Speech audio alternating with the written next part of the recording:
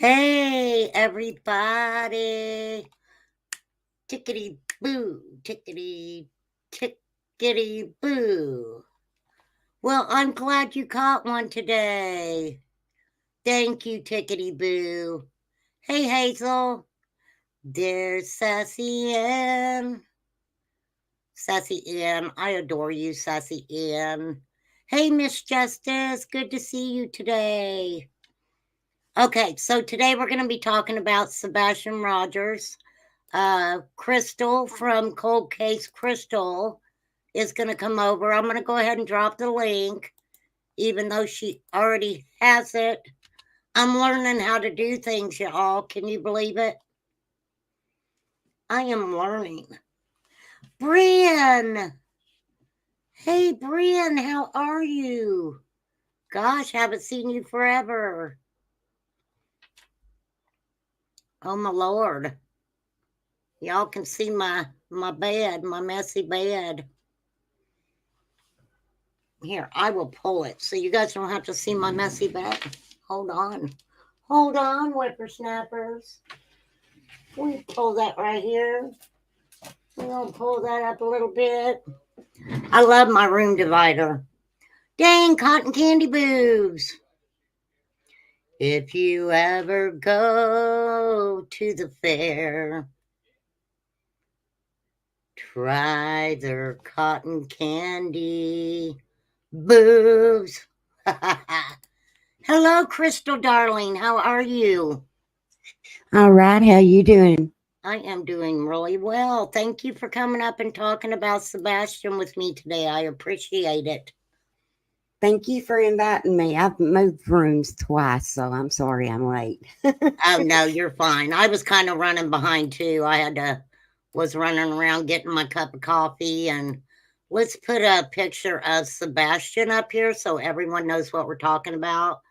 We're talking about Sebastian Rogers, 15-year-old young man um, with autism who is missing, has been missing for many days.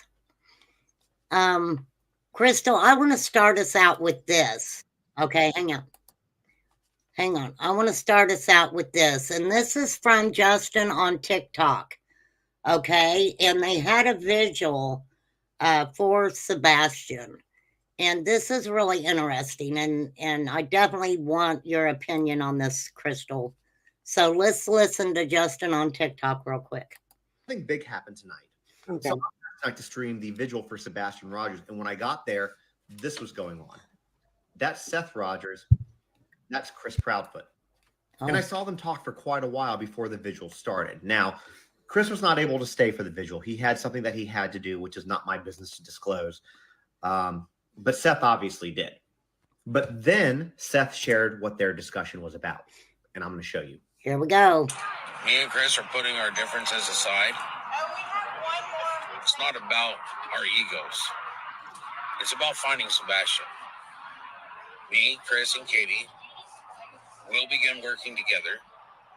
And if everybody else could just fuck off. Wow. And put your egos aside,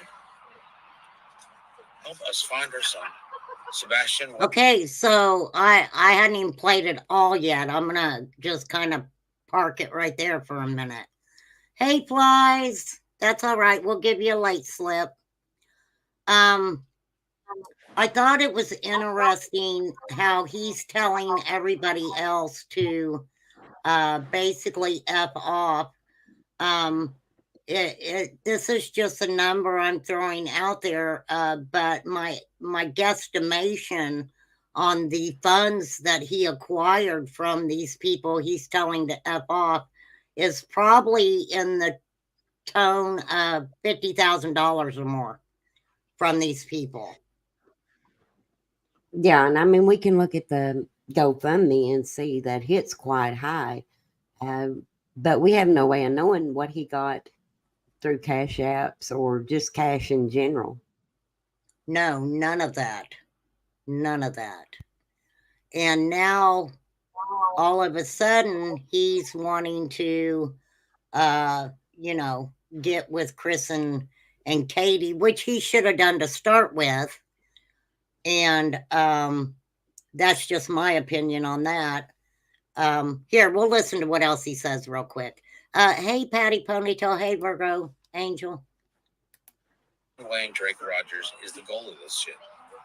If you can't get on that, get the fuck off. So obviously Seth has his own way of putting things, but basically they're bearing the hatchet to come together for a common goal, which is to find their son, Sebastian. Anyways, there's a lot of things that's been going on this app as well as on other social media platforms where people are becoming either Team Seth or Team Chris and Katie. And what Seth's words remind us is that there is no those two teams. It is Team Sebastian. Okay, but, and this is my opinion, I think that Seth himself he helped facilitate the divide. being honest. Yeah, he definitely was the one who brought that divide out there. Okay. Oh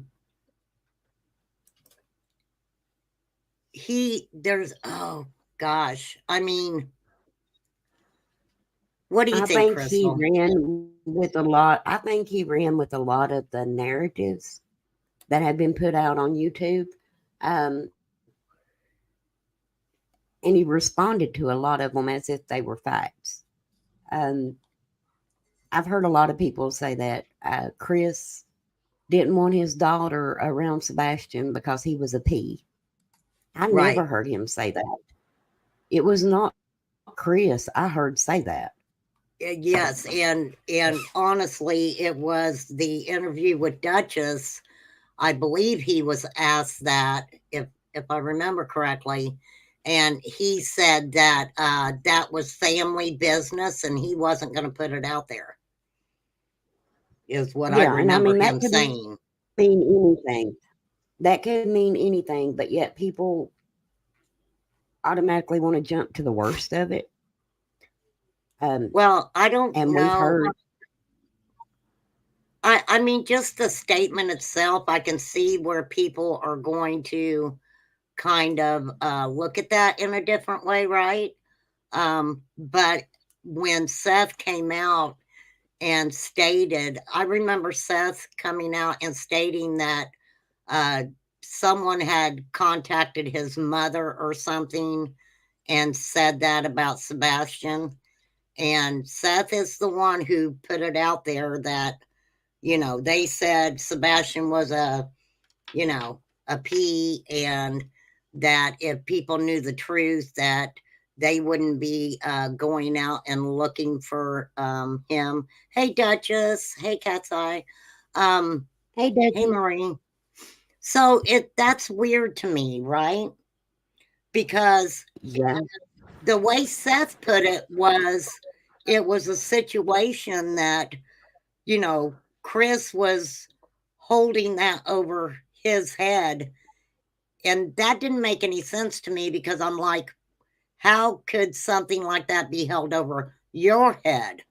It would seem to me that something like that would more so be held over Chris's head, right? Because it was Chris's daughter that they were allegedly talking about, right?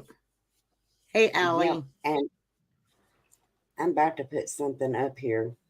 So yeah, put up whatever you want. But I've got to redact it first. Give me just a second. Okay. I don't want to have nobody's information out there. Yeah, you put up whatever you need to put up, Crystal. I don't mind, girl. Lone Wolf Spirit. Law enforcement have dropped the ball since the beginning. Had they ran a criminal investigation next to the missing of it, then they how do you know that, Lone Wolf Spirit? Are you with law enforcement? Did you know exactly what they were doing? And another thing that kind of sets me kind of different here, Crystal, is the fact that Seth from the get-go has said that law enforcement isn't telling him anything. But it seemed like they were telling Chris, right? So I'll tell you how I feel about that. And I mean, this is just my personal opinion. No matter how much people are saying Chris was online, he did very few interviews. Right. We also saw law enforcement in the Idaho forest shut down because a parent was going online, talking to creators, telling what they know, and basically releasing information. So, my question's this: why would they? If you were on a panel every night or every other night, why would they be giving you information? Because they're not guaranteed you won't tell one of these creators and it be all over line. Marie, that's Crystal from Cold Case Crystals on my panel. Um, well, this I kind of said that too. That why would law enforcement want to tell him anything relevant when he's going on all these panels and he's getting his cash app dropped and this is going on and that's going on. And if y'all don't think that law enforcement didn't learn a little bit of something after the Summer Wells case, I don't know what to tell y'all if you don't believe that. Law enforcement knows exactly what was transpiring. They probably knew it was going to happen before it happened, with all the craziness that's went on YouTube over Sebastian's case. And but in not only did I hear a lot of contradictions in Chris Proudfoot, some of his statements, but I also heard a lot of contradictions in Seth's stories also. So I heard it from both. I heard it from both. So that stuff didn't make a whole lot of pea picking sense to me. Now, And Seth is now saying that um, if you're on his team, if you're only on the team Sebastian, pretty much. right? Well, guess what? I'm your gal because I've not ever been on a team. It's I haven't always either. been about Sebastian. I actually you watch my channel. You know how I am. I come after I try to show things that don't make any sense.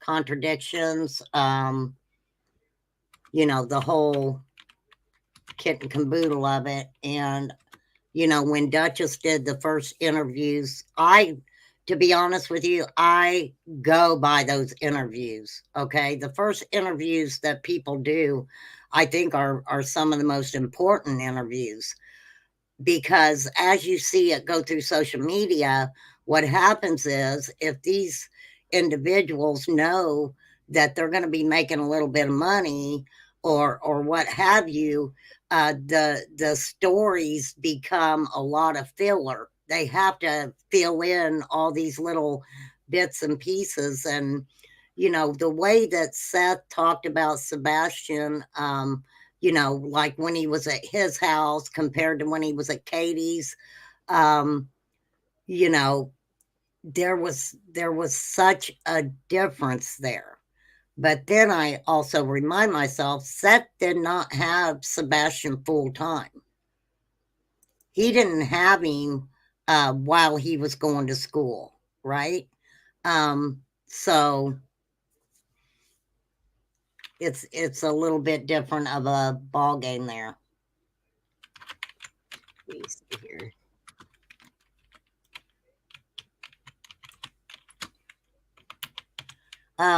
Chat, I'm please, you're fine, Crystal. Please dress your cursey words up. Please, Brian. Don't take it personal if I have to remove a comment because of something that's said in it. Don't take it personal. Don't take it personal.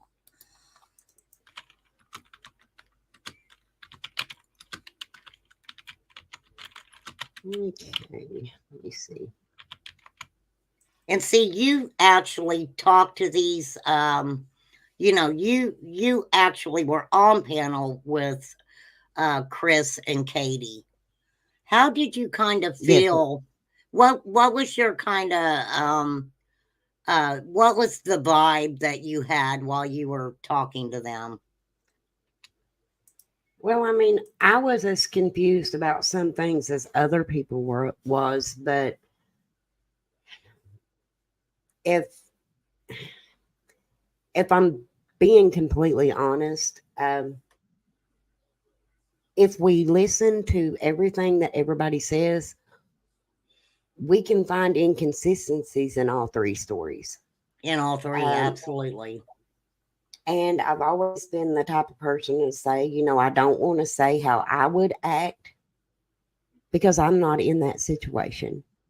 Now Exactly. I did catch at where he said that he passed the lie detector test. And if you notice, I asked him to be specific about that. I'm like, well, you said pass, but is that both of you passed or you or one of you? I said, was that both of you? He said it was that it was. And then he comes back and backtracks. So that kind of threw me off. He may have had, I think now I know why he did it like that because he hadn't took a lie detector test yet, but Katie had. Um, Yeah, why would he have even answered that like that, knowing that he hadn't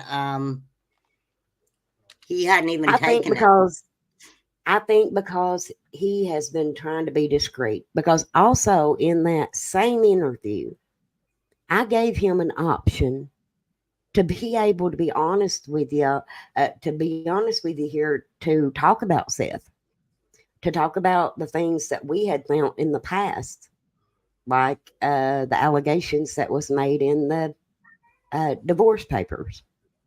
He chose not to. Well, see, that's And what then I couldn't understand because, I mean, Bly says this a lot, and I agree wholeheartedly. The math is not mathing with a lot of it.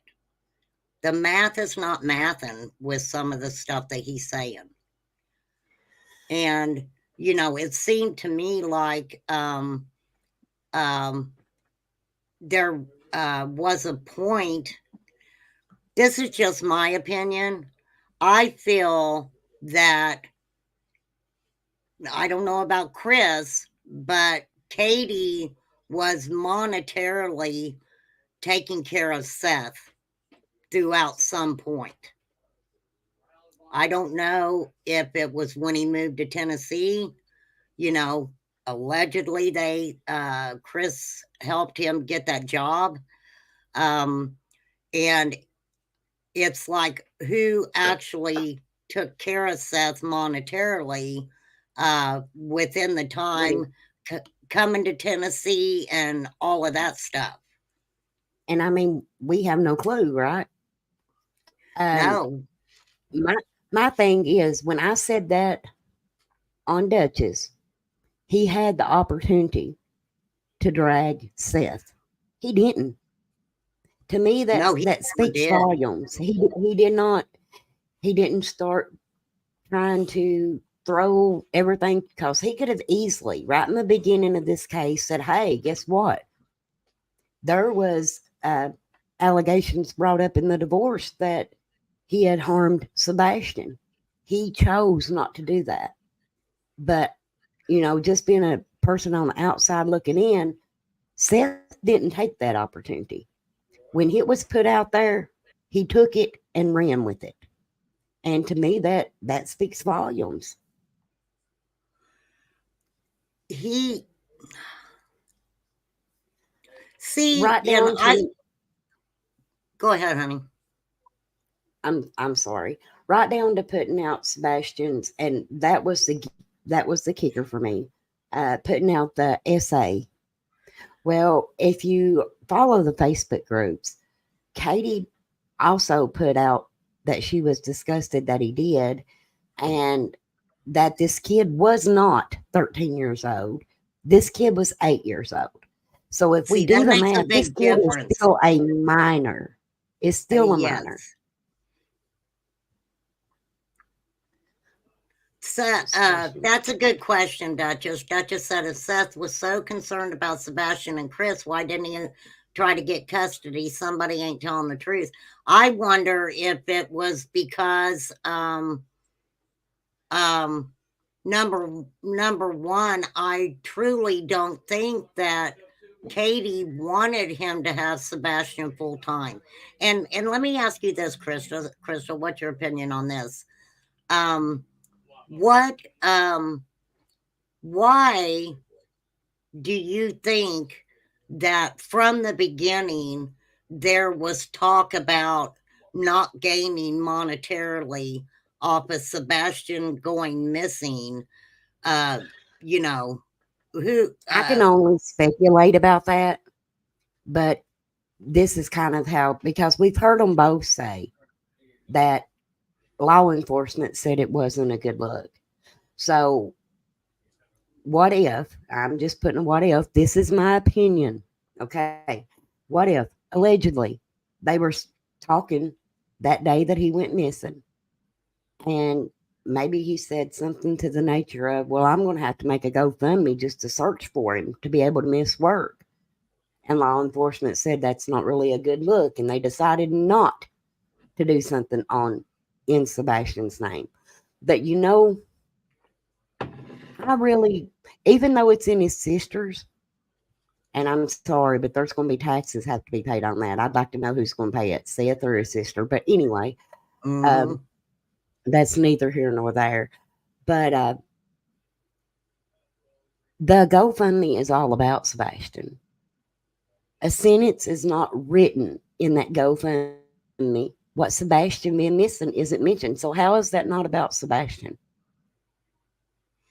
All that monetary gain was Seth. It was going to Seth.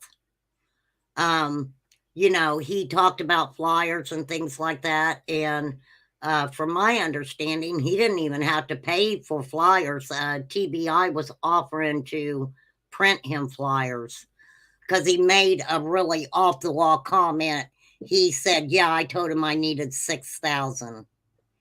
Um, he's very, and this is my opinion, he's very narcissistic. He's very controlling. He wants control over all of it.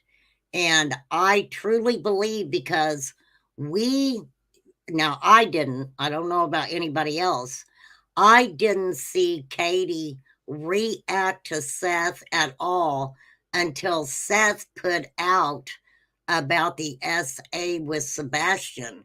And then Katie was Yeah. like, no, you're going to wait a minute. This is what happened. Right. And Yeah. I mean, so then, I started kind of watching Seth because I'm like, Katie reacted. That is what he wanted, was for Katie to react. And when she did, then he started, this is my opinion, putting out more and more and more things about Sebastian that, in my opinion, should have never been put out on social media. okay. And here is one thing that kind of goes back to the whole working together thing. And let me just specify this. I absolutely believe that they should have been working together from the beginning. And that was not something that Dutchess did not try to make happen.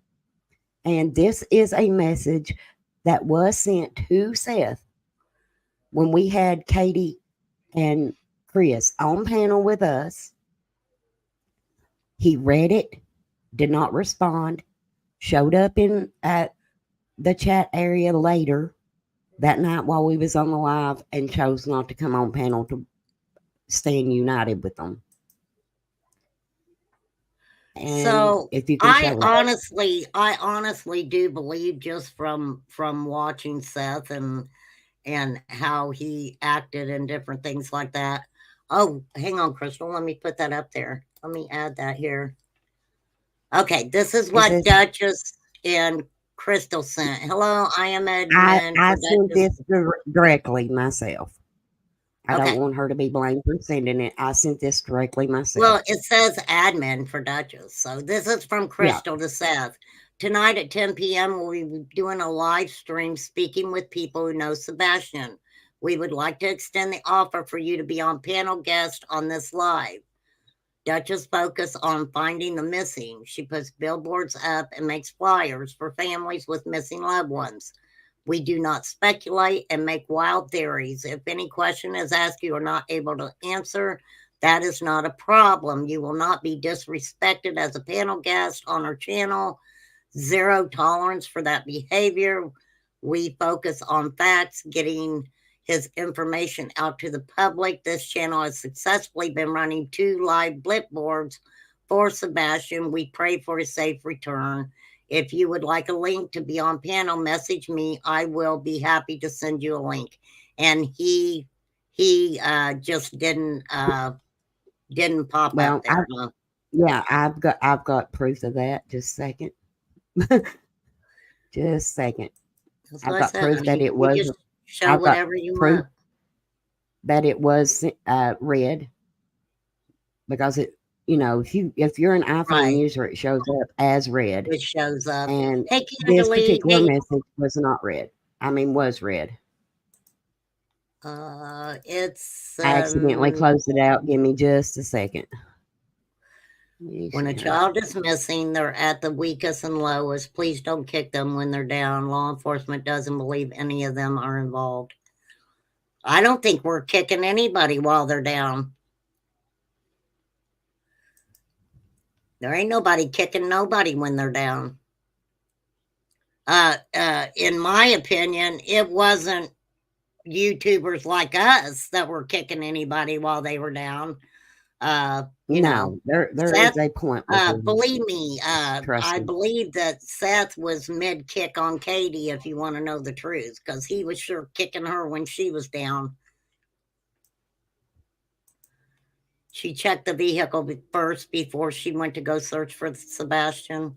The only thing that kind of got me that morning, and I need to go back and listen to the 911 dispatch calls again, was the fact that when Katie left the house, it said something about the door being locked, but that door locked automatically, right? Yes. Well, it was, and he kind of had a habit, the way I understand it. I wish Dutchess was up here because she knows in-depth stuff, but this ends with Dutchess believes everyone's voice deserves to be heard. Thank you, Dutchess admin team. And it shows it was red 3/17 of 24. And that's when we did the Q&A on Dutchess channel. But back Every then, interview he did with not want to be working with them. And let me just say this. I am not saying any of these parents are involved. If you've ever watched my channel, that is not who I am. I think it is very likely that Sebastian walked off. Yeah, I was kind of wondering that too. My channel's like that too, Crystal. You know my channel. I'm not going to sit up here and say that these parents are guilty of anything. I wasn't there and I don't know. I Exactly. felt that way too about the Summer Wells case. I don't know I if those will, parents are guilty of I will say anything. this, though. I will say this. I think the big division in these 3 parental influences in Sebastian's life, the big split came from YouTube, because you had people that pegged Katie and Chris as being guilty from day one. Nobody Right. was in the chat then saying, don't blame the parents. Nobody was taking up for them. Well, no, the negativity started immediately.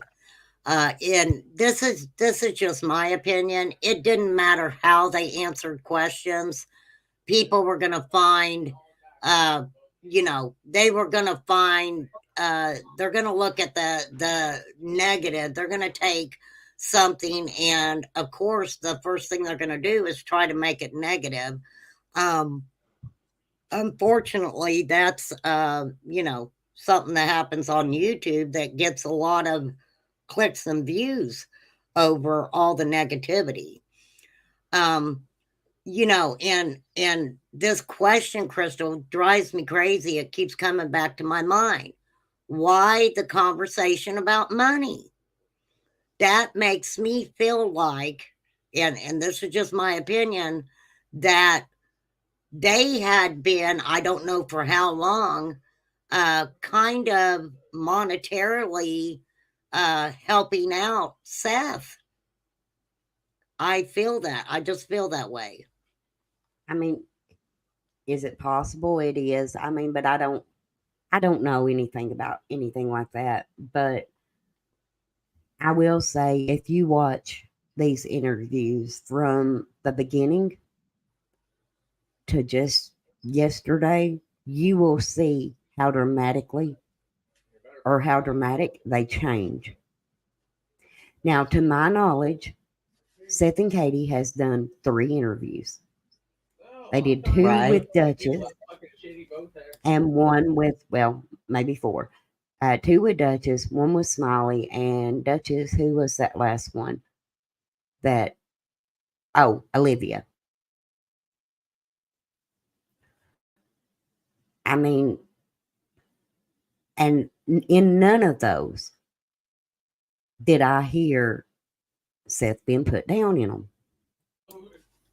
Now, what And kills me is, like, even in these Facebook groups, yeah, Nancy Grace, you're right, with Nancy Grace too. I was thinking YouTubers though, but um, lost my train of thought. Bless my heart. well, and let me tell you this, okay?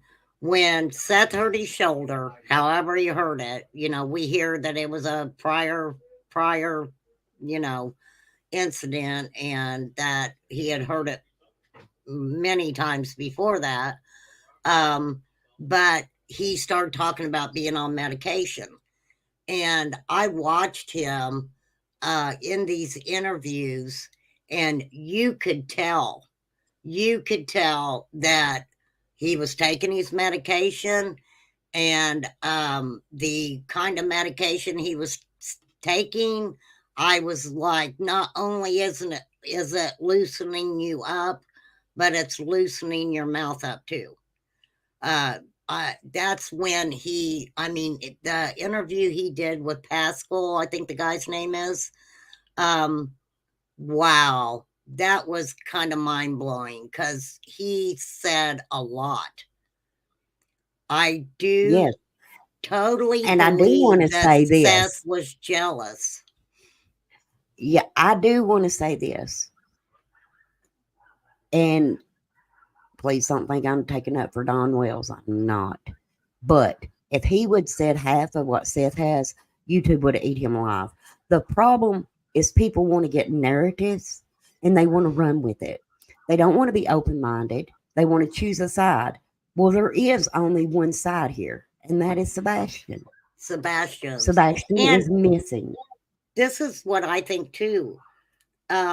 Because Seth is out there, I'll put that in quotes, out there looking for Sebastian, people are overlooking a lot of discrepancies with Seth. They're overlooking a lot of things that, I don't know. I feel like, why are you, why are you overlooking this and just adamant that they're making him out like to be this Sebastian's hero? And I'm like, wait a minute. Why didn't he try to get full custody if he knew this stuff was transpiring? Why would he, why wouldn't he have tried to get even more visitation or whatever that he had? And maybe you can answer this question for me, Crystal. When they left California, okay, Katie was in Tennessee before Seth came to Tennessee, her and Chris. Would all of the legalities, custody and things that they had in California, would that have just been transferred to Tennessee, or would they have had to go in and, you know, file paperwork in the state of Tennessee, because I had somebody tell me that Seth had been in Tennessee for over a year or something like that, and he never switched. He never switched his stuff over to Tennessee. Does that make sense?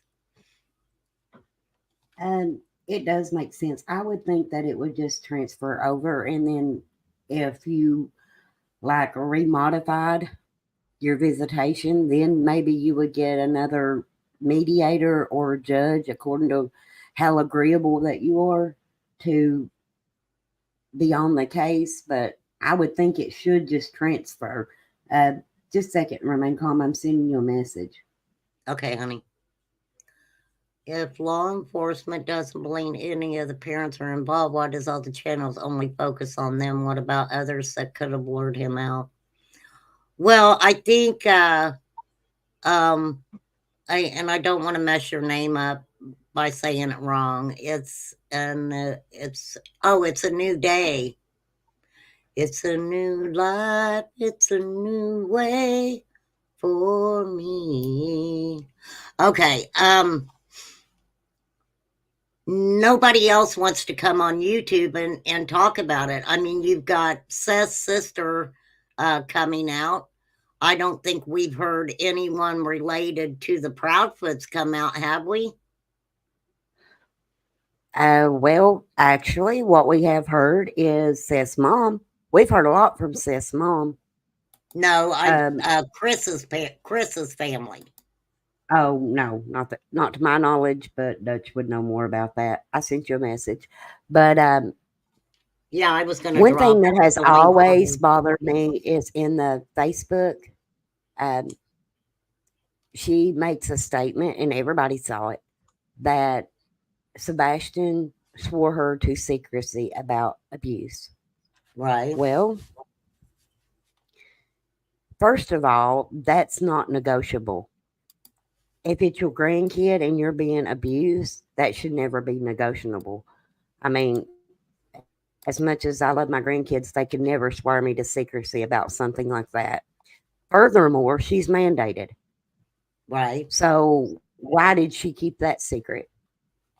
See, and if she'll I'm keep a glad secret about her own grandkids, she ain't reporting nothing about nobody else's. And she's in the medical field, Dutchess, I dropped the link for you. I'm glad that you mentioned that, because you know, talking about her being a mandated reporter and you know, supposed to say something about that. I heard Seth himself say that Sebastian did not tell him of any abuse or anything. All he said was that Sebastian had said that he didn't think that Katie and Chris liked him, right? To my knowledge. That's what Seth said. Yeah, that's what we've heard. So that was weird to me, that, you know, all of a sudden, because his mom was the one that allegedly got the phone call saying that Sebastian was a P, right? Nobody else has come out and said that was said to them. Only Seth's mom, who is a mandated reporter. Why didn't she report that? You know, it's just very so much. questionable, ain't it? I mean, I would walk through glass for my grandkids. If one of them said that they were being abused, even by one of my kids, I'm reporting that. I'm not going to try to be their friend and let them swear me to secrecy. It makes no sense. And in the very beginning, and I've spoke on this before, this lady said that if Sebastian didn't turn up, I'm paraphrasing, that the stuff she knows she'll go public with. Well, when your grandkid goes missing, you hold nothing back. You turn in everything you know, or vice versa. If it's your child, you tell them everything you know. You don't just sit around like you're threatening somebody.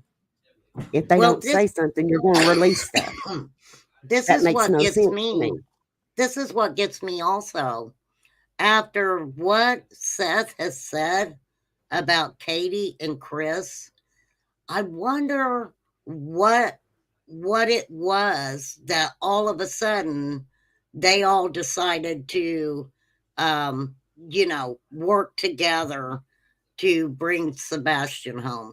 And it's weird to me also, and y'all can believe it or not, that law enforcement wasn't trying to have some sort of a relationship with Seth. That doesn't make any sense to me.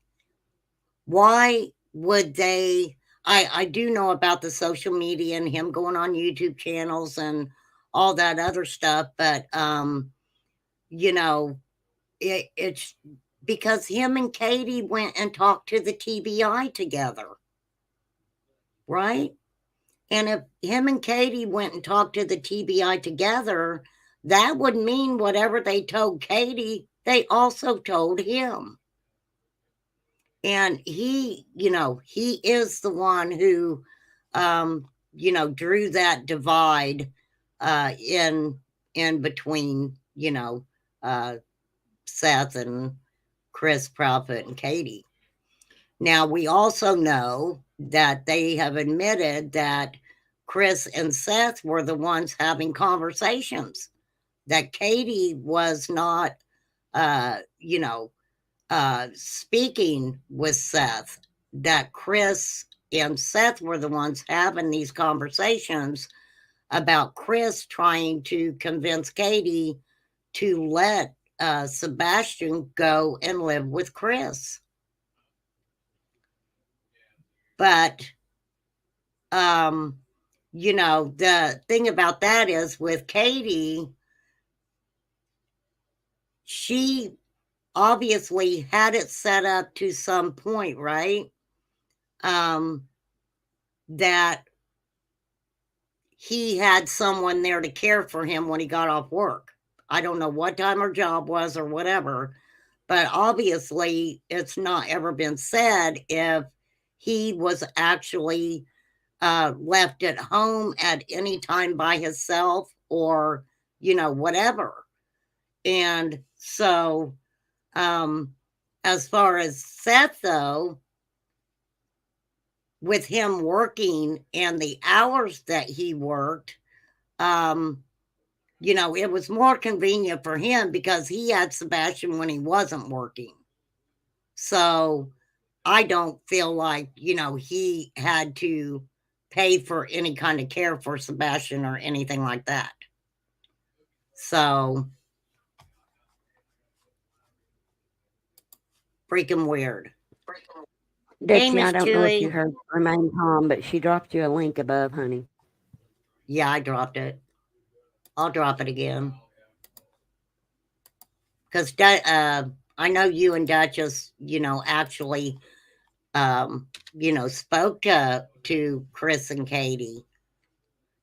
So getting you guys' opinions and stuff on it, I Now, appreciate I it. will, I will say every time that I've spoken to them, they've been cooperative. They've been nice. I mean, um, but I'm like everybody else. I listen to every single word. And oh no, this case it seems messed up to me Well, because, like I said, this is the thing. I want to know how many times that Seth actually was called into work or had to work when he wasn't supposed to, and what transpired with Sebastian when that happened. Because it's just well, it's my weird to understanding me. he was home alone. I think a lot of people have got the wrong impression of Sebastian's autism. That's Thank my you, personal Crystal. opinion. That is my personal opinion. They make this kid out to, I mean, at the beginning of this case, they were asking, could he have unlocked the doors? Yes, he could have unlocked the doors. He was 15 years old. He was high functioning. He wasn't a 5-year-old or a 3-year-old. He was Can not you diagnosed will until you last October. okay, can you will you kind of, because I know you know about autism and stuff. So can you kind of explain it to me why they say he's 15-year-old in a 15-year-old body, right? But yet he has the mentality of a 10-year-old, right?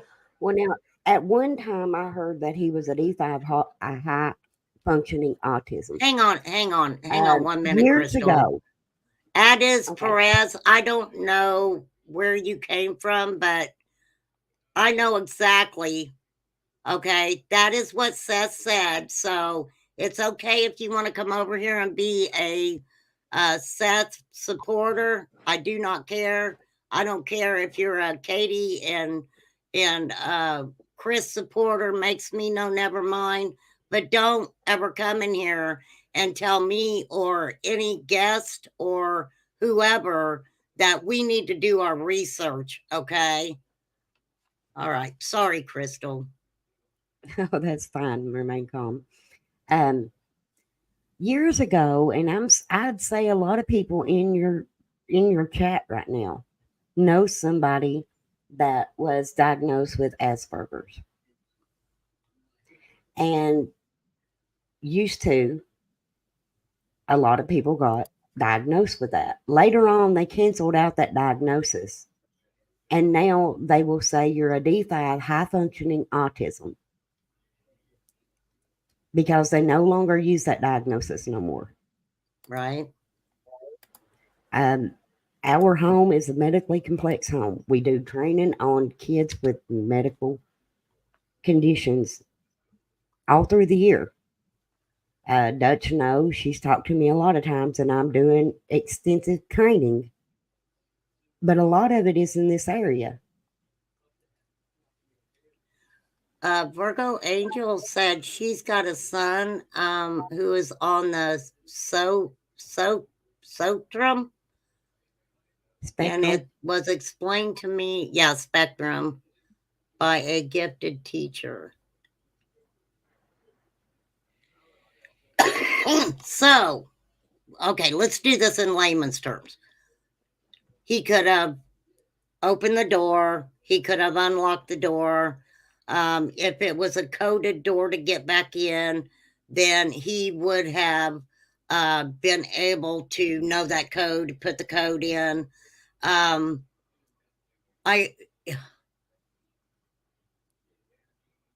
They said he was very intelligent. Okay, hold on. Virgo Angel wants to come up. Okay, honey, go ahead. Hello. Hi. My son is on a spectrum, but he's not autistic, but he shows traits of it. Okay. And Okay. he's very high functioning. He's very intelligent.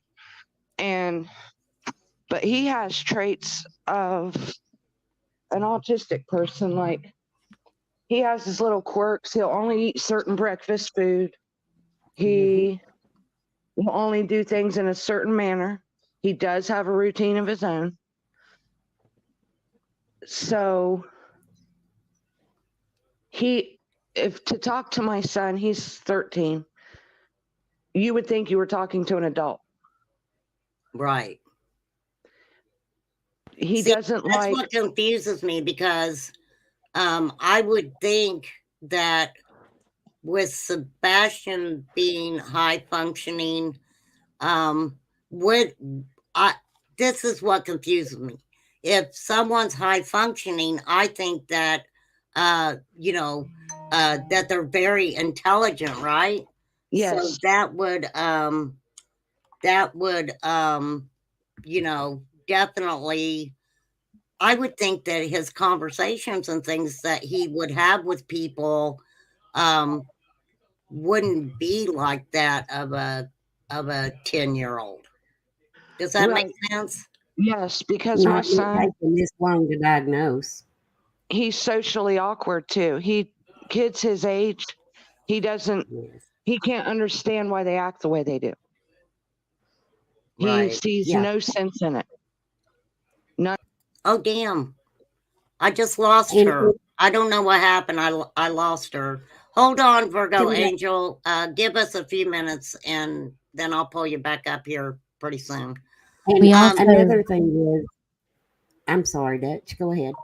No, go ahead. I was just going to say, we also have to remember that when Sebastian was very young, like, 1 to 2 years old, he was diagnosed with the 6q27 microdeletion. And that complex syndrome can lead to, he had fluid on his brain when he was very young, and that can lead to different brain malformations, neurodevelopmental disorders, and that also mimics autism.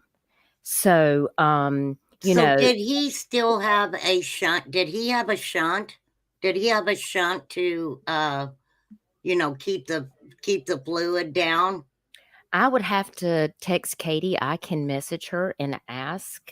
See, I wondered about that because never- I know that Katie said that, in school, Seth kind of, slapped him in He his did. noggin. And so that, He did. Katie yeah, was not there. She was actually out to sea, and he got called to the school because Sebastian was having behavior issues, and he went to the principal's office, and in there, Sebastian was, of course, having one of his breakdowns, which that can happen because sometimes they become easily agitated. right. Everyone is very different. When you're talking about the spectrum, that's why there is a spectrum. And that's when Katie got the call because Seth did slap him in the back of the head in front of the principal, and they were the ones that actually reported that to CPS, not Katie. Thank you, Dutch, because that I think is important that Katie is just not saying this. It was something that was told to her by mandated reporters, right? Correct. And I think that a lot of people, when she said that, it was like, okay, well, you're saying that, but so it makes a difference to me that she was not even there when that transpired.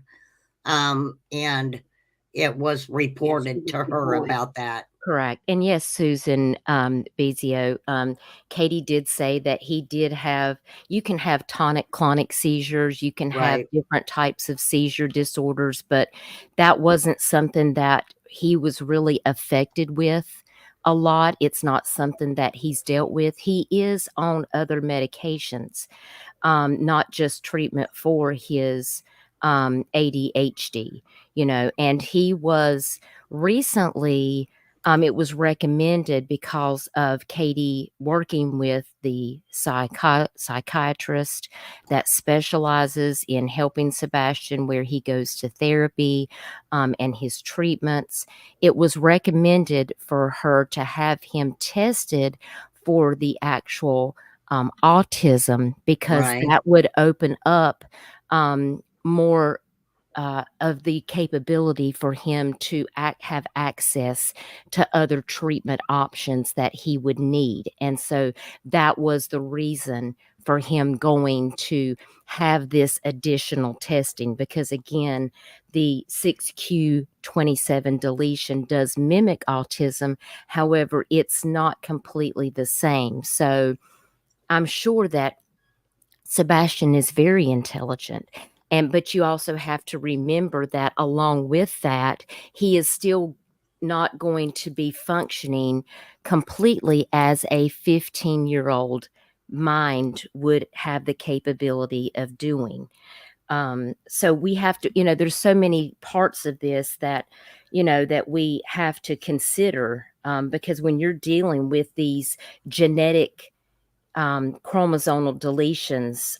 There's just so many different aspects that we may not completely understand, but I assure you that Katie makes sure that she was on a waiting list, y'all, for almost 2 years to get him into a medical university, to see the specific psychiatrist and to get him the treatment that he needs. And Seth is aware of that. Seth has been involved. He was, when Sebastian would go with him, they would have telehealth treatment when he was with Seth. So Seth is aware about all of these things, and I guess it does frustrate me to an extent to hear him on these other live streams putting Katie down or saying, well, I wasn't Yes. aware of this, or I wasn't aware of that, or putting out information about things that have happened to Sebastian, because that has to be embarrassing for anyone, but also for someone like Sebastian, who already is struggling with what he's going through physically, mentally, emotionally.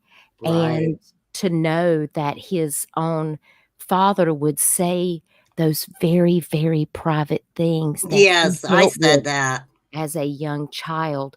Hey, Bryn, I'm going to answer Bryn's question real quick. That is if you go back, and I have it back on another live, if you go back and you look at the paperwork that Katie filed on Seth for the restraining order, that is mentioned in that restraining order. Yes, in the divorce Yes, documents. I'm which sure a lot of as people. far as a lot of minors. Also, if you're talking about like the CPS report, those are sealed. Right. Kids, I mean, That's right. kids are to be protected. It's not to be if those Right. weren't sealed, half of YouTube would have done pulled that and read that personal information Yeah, that and should have we have to never been on remember, YouTube to begin with. when she filed that paperwork, that was back in 2016. So it's not like it's something that's being made up now, as a dig to the other parent. This was on the paperwork, and that was 2016, right? When she filed that paperwork on him. Well, when Yes. she filed for it's in the divorce documents. Yeah, the And divorce. Yeah. it's a new day. He was not arrested, although he was given a restraining order that Katie did have taken out on him. And that was only good for 2 weeks, because in California, it is required that whoever files those statements, in this case, it was the school, they have to actually attend court, and they have to actually give their statement to the judge. And since they did not go to that hearing in the divorce case, the restraining order was lifted. Right. So, Well, Seth just kind of says, oh, that was dismissed. That was dismissed. But, and I think I've showed it where they actually went and took his weapons and stuff. So they did actually go get those, right? from what Katie has told me, I mean, I'm sure there's a lot of information that she hasn't shared with me, but that it was Well, I very upsetting. think a lot of people kind of question, that yes, Sebastian was 15. Yes, obviously his mentality was a lot younger. They said that he really didn't have any friends. He had acquaintances from school, but it was never a play date type of thing. And I remember Katie making the comment that he wasn't invited to a lot of these play dates and things like that. Well, I'll tell you what really bothered me too with Seth is because, I mean, when he started talking about Sebastian, I don't even know what the word to use is, right? He was speaking to him about being a teenager and different things that Sebastian would do that were very inappropriate, right? And that really bothered me because once he got into the flow of saying some of these things, like you said, Dutch, he put out information that I just I wish he wouldn't have. I really wish he wouldn't have. Yeah, and Hazel says it might not be true about the essay. That might have been to pull on heartstrings. It's a very unfortunate situation, Hazel, but it did happen, and it was by another child, and that was in California. And And the child was not 13 years old. the child was not 13. The child was 8. Sebastian was 7. And that was immediately taken care of. It was reported to the police. Seth knows this. Sebastian was immediately taken to a physician to be examined. All of that was taken care of. The police were completely aware. They knew all about it. Seth knew all about it. That's what really, I think, really upset Katie, was because he's fully aware of all of that. And for him to misspeak on that and make it out to be something that it wasn't, it truly is. Well, and also I was in the military, and let me tell you something, when that stuff happens, it's not like being a civilian and you go to the police department and you call CPS and they handle things that way. When you're in the military and something like that comes up, they immediately you're taking them to this doctor and you're going to do this and you're going to do that.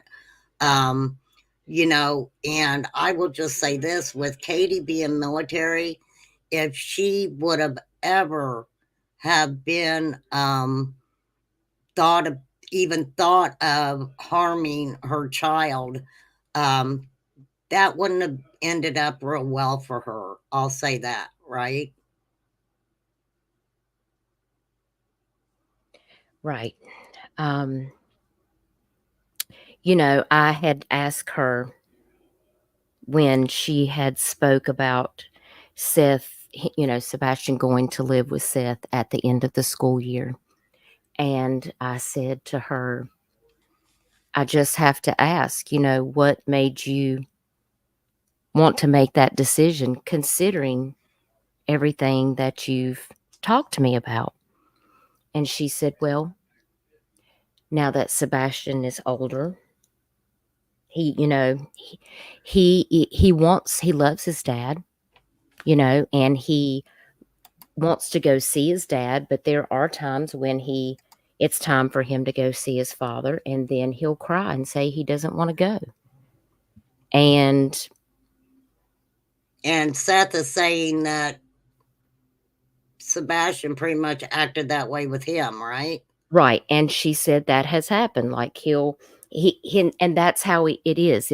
He's very emotional. Like if he gets upset because he doesn't get his way, he will be upset at them, and then everything will be okay. And I think it's about emotional regulation when you have, when you have autism and you have this thing with the chromosome deletion, the way that they process information, the way that their emotions process, it's very different from how normal people and normal kids would process things. So, we have to take all of these things into consideration. And I did want to also just correct something, to make sure that everyone understands. And this is, from Katie. I know there was a question that you guys were talking about earlier before I came up, and it was about Sebastian when he stays with Seth. Seth does work the night shift, and Right. I did ask Katie about that, and I said, well, how do you feel about Sebastian staying at his father's by himself? I said, there's nobody else there. Seth doesn't have a girlfriend. He's not married. is there someone that is staying there? I know when I worked third shift at the hospital, my son was young. He went and stayed with my mother, while I was working third shift. I said, but Sebastian is older. He's a teenager, but he also, has these other issues. And how do you feel about that? And she said, Seth is his father, and what happens at his house, I have no control over. She said, but it is true that he goes to work and that Sebastian would be there from the time he goes into work, which he leaves, I guess, 5 or 6 in the evening, and he's gone and he doesn't get home until about 8 or 9 o'clock the next morning. And I said, and I'm sure he's got to sleep, right? yeah. And I'm like, how do you know that your child is going to go to bed? How do you know he's not going to stay up and be on the games or not leave the house or, Did stay she, up does Katie feel sad about that? I mean, is it something that she really feels sad that she doesn't have a say when he goes to Seth on different things? Right. That's the impression that I gave. And she also told me that, Seth has said on a live stream that he is not as strict as Katie and Chris, and that but she said that that was not true. She said, in fact, she feels like Seth, would present himself that he was even more strict than they were. Which she thought was very strange, that he was kind of saying the opposite to people on the internet than to what really happens, or had been happening before Sebastian went missing. I just think she's very brokenhearted. She just wants her son to be found. She wants him to come home. What do you think about Chris Proudfoot kind of controlling the narrative from the beginning? What do you Well, I think according, when I spoke to them, Katie was very, very upset. She wasn't sure about speaking. She's not a public speaker. She was just so distraught and worried and upset. And she told me that she would feel better about Chris speaking, and that if she had something that she wanted to say, she would speak up and say it. Chris, well, let's talk about these lie detector tests real quick, okay? Let's talk about so I know for a fact, so neither Chris nor Seth took a lie detector, but Katie did. From the get-go, Katie took a lie detector. Yeah, she was actually taken away from Chris, and she was taken to a place where they told her that they wanted to speak with her, and she was told they were going to take her, I guess, to the place where they have the site set up there just down the road from their house. Right. But that didn't happen. They actually took her to a building. It was a pretty far drive, and they did interrogate her, and they did give her a lie detector test, and she passed. Well, then you had Chris saying, telling Nancy Grace, I'll take one with TBI, and then we'll do whatever after that. Then you got Seth saying, oh, I'll do a lie detector test, but he shows up allegedly. I have to say allegedly. I didn't see where it was said, but allegedly he shows up for this lie detector test in a condition where he couldn't take the test anyway. And that kind of threw me aback, only because if you are so adamant that you want to find your son, why would you show up for a lie detector in a condition that you knew you wasn't going to take it? Also, he made the comment about wanting the devices and things back from Sebastian that he had at his house. And I thought this was interesting. So give me your opinion on this. When law enforcement took those devices, Seth had made a comment that Sebastian played whatever games or whatever under Seth's account. And when he asked Sebastian to make Sebastian his own account, Sebastian did not want to do that. He wanted to stay under Seth's account. So, of course, what comes to your mind is whoever Seth was, on these devices with or whatever, doing whatever, Sebastian would have access to that, right? Okay, well, let's go back to the lie detector test. Sorry, I have ADHD. I have to stay focused. No, you're good. Okay, so on the lie detector test, in the beginning, when Katie had told me that, yes, they did give her the lie detector test, I did ask Chris if he had taken a lie detector test, and he said, I told them that I would be more than happy to take a lie detector test. And they told me they didn't need for me to take one at that time because they could verify with witnesses and my digital forensics where I was at the time that all of this took place. And the same thing for Seth. They could verify where he was at. So at that time, the only lie detector test that was given in the beginning was to Katie. And of course, as this case has gone on, and then the Nancy Grace interview, yes, Chris did tell Nancy Grace that he would be willing to do the lie detector test. And of course, TBI, they watch, guys. There's people that are watching. Law enforcement watches these live streams. Right.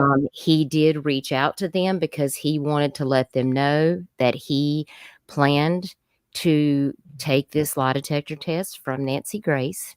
And TBI said that they did not want him to do that, that if they wanted to do the lie detector test, that they have the most accurate testing available, and they would like to be the one to do that, and they did not want to have Nancy Grace to do that. They also told Seth the very same thing. And Seth said, well, I'm going to do it anyway. Because I And told Miss Grace I would. And I yeah, mean, right. he said that And And then he somewhere I turned got this around. screenshot. Wait a and minute. he did take the test. Seth did take the test, by the way, and it was inconclusive, is what I was told. Well, it's And going to be inconclusive if he was falling asleep. if he was on medication, it certainly would affect See, it. that's what I don't understand, because he knew he was on that medication. So why didn't he just say, can I take it a different time, right?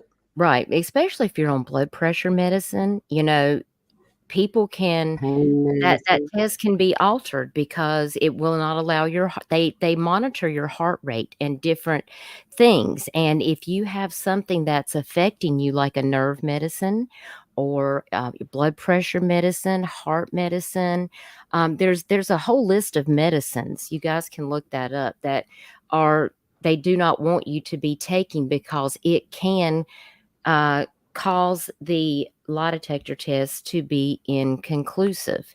Oh, there's a lot of medications that can cause it to be That was very inconclusive. concerning. This is a man that works as a correctional officer, and he has to stay awake to be able to watch over these people that are incarcerated.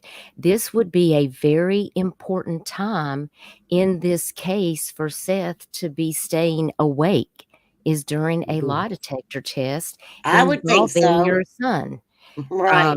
So Chris did have TBI to reach out to him. I did speak with him and Katie, and he told me that TBI said they were in the process of setting that up for him to have the test and that they would be in touch. And of course, TBI did reach out to him, and he went to have his test and he passed. And that's all I can tell you about that. Well, and that's what I'm saying too. I think a lot of you know, we have to definitely look. I'm gonna put a picture of Sebastian back up here. It's 1000% possibility that Sebastian did walk out the door. And also, when Katie had made that comment that Sebastian had walked out that door previous times and the door locked behind him, that comment was made. So could have Sebastian walked out and this is what got me was when the conversation about the shoes came up and the pairs of shoes, and Katie did not want to say how many pairs of shoes Sebastian had. I thought that was really weird that she didn't want to answer that question. Do you possibly have an opinion on that? I feel like she just wanted to try to follow with whatever TBI wanted her to do. And she wasn't really sure what would be okay to discuss and not to discuss because she did not want to cause any interference in them finding Sebastian. Her focus, and every time that I speak to her, she says, I just want the focus to remain on my son. My son is missing, and I just want Bubba to come home because I miss him so much, and You, I need my son. you know what is really sad too, and I think that law enforcement see when someone is, and it's not every genre of YouTube and it's not everybody on YouTube, but a lot of times some of these people forget that it's about a child and they make it more about uh, everything else. Um, I find that really sad. I know that creators have to create, but I don't get the people just wholeheartedly trying to interject themselves into missing child cases. I'm like, why would you do that? When Katie and Chris came on YouTube, I always say this, Dutch, I say this all the time. One of the most important interviews I feel they did was with you. It was one of their first interviews. And I always say go back to the beginning, watch it then, because as it goes on YouTube, look what happened with Seth. He started saying a lot of things that I'm sure right now, if he's really stepped away from the YouTube streets, I would hope that he's recognizing that that some of it was done for entertainment purposes. You get what I'm saying? It became more about, and this has happened more than just with Sebastian's case. It it becomes more about,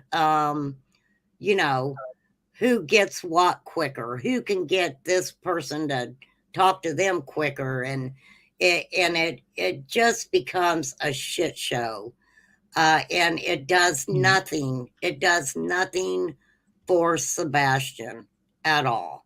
Right. And I didn't really expect them to come on panel, because I had spoke with them because, like I said, Katie's cousin is a family friend. I've known her for more than 10 years, and she Right. follows my channel. And so she, of course, called me and said, "Hey, my cousin's son is missing in Tennessee, and I saw that you shared his Amber Alert, and I would really like it if you could please get the word out about Sebastian. And can I put you in touch with his mom?" And I said, "Sure. If she would like to reach out to me, she's more than welcome to." And then his mother called me and we had a long conversation. And I told her that there was no pressure. She did not have to come up and speak to me, but that if she had any information that she would like for me to share that was accurate, that she wanted the public to know about helping to bring her son home safely, to please just let me know what that would be, and I would be happy to share that. And so when I did the live stream, I did not even know that they were going to join me on panel, but Chris and Katie came into the chat and said that, I told them if they wanted to ask Seth if he would like to join me for that very first interview, that he was more than welcome. I would like to see them there united, because I think having the parents united would really help if Sebastian saw that his parents were standing together and that they were searching for him and how much they loved him. And Katie said she did not know if that would happen or not, but that she would certainly talk with Seth. And of course, he did not join us on that first interview. And, they wanted to come up. They were in chat and he said, we've decided that we would just like to come up and talk about it. And I dropped the link so they could join me. So it was, I was glad that they came up. I'm not happy about how all of this has turned out. I really didn't expect it to end this way. And Miss Curvy, I just wanted to answer a question. I see you said in chat, Nancy said that CP passed. No, I don't know if really don't watch Nancy Grace. She gives me the heebie-jeebies. But I love Nancy. I don't. It's the eyebrow thing for me, like her eyes. Right, yeah. She freaks me out. I don't know, but Nancy, I don't know if she said that, but Chris and Katie told me that themselves, because we talk every day. They stay in touch with me to let me know, if there's been any updates, just things that are going on. And it's a new day. I don't know if they questioned to see if any workers at that construction site didn't show up that morning. I'm assuming that they have spoke to people at the construction site. And oh yeah, definitely. I know they searched all the neighbors' homes. So I feel pretty confident that they spoke with people there at that construction site as well. I certainly hope they did. And Cotton Candy Boobs, is it true Sebastian asked kids at school to put him in a trash can? I don't know that information for sure. That is very interesting. I'm looking right now. I'm looking for the dispatch call. Okay. If I can. Okay, wait a minute. This is it. The one thing that I would like to say, remain calm, is one thing that we have saw in this case that we have also saw in other cases is the drama. If I could ask creators to do one thing, it would be cover the facts. Don't spend so much time looking at all the speculation and adding to it and then creating facts of their own. Cover the facts. Because when drama gets put on not only this kid's case, but any kid's case, people are talking about the drama. They're no longer talking about the kid. And unfortunately, for a couple of weeks, Sebastian got lost in this drama. Well, he did. Everybody was talking about what the parents was doing, and nobody was talking about Sebastian. And to me, that is the saddest scenario that can happen, is when the kid gets lost in the drama. Exactly. You know, I say that all the time over here. There's a lot of cases, and I know I drive people crazy because I might talk about 2 or 3 different missing kids cases or different cases or whatever, and then I don't say anything about them for a little while, and it's because I'm waiting for a fact to come out from law enforcement. Law enforcement in these cases are the ones that I want to listen to. I want those facts in the case because if you don't try to do it that way, then it does all get caught up in the drama. A lot of people make their living off a drama like this, and you know what? They're doing really good, ain't they?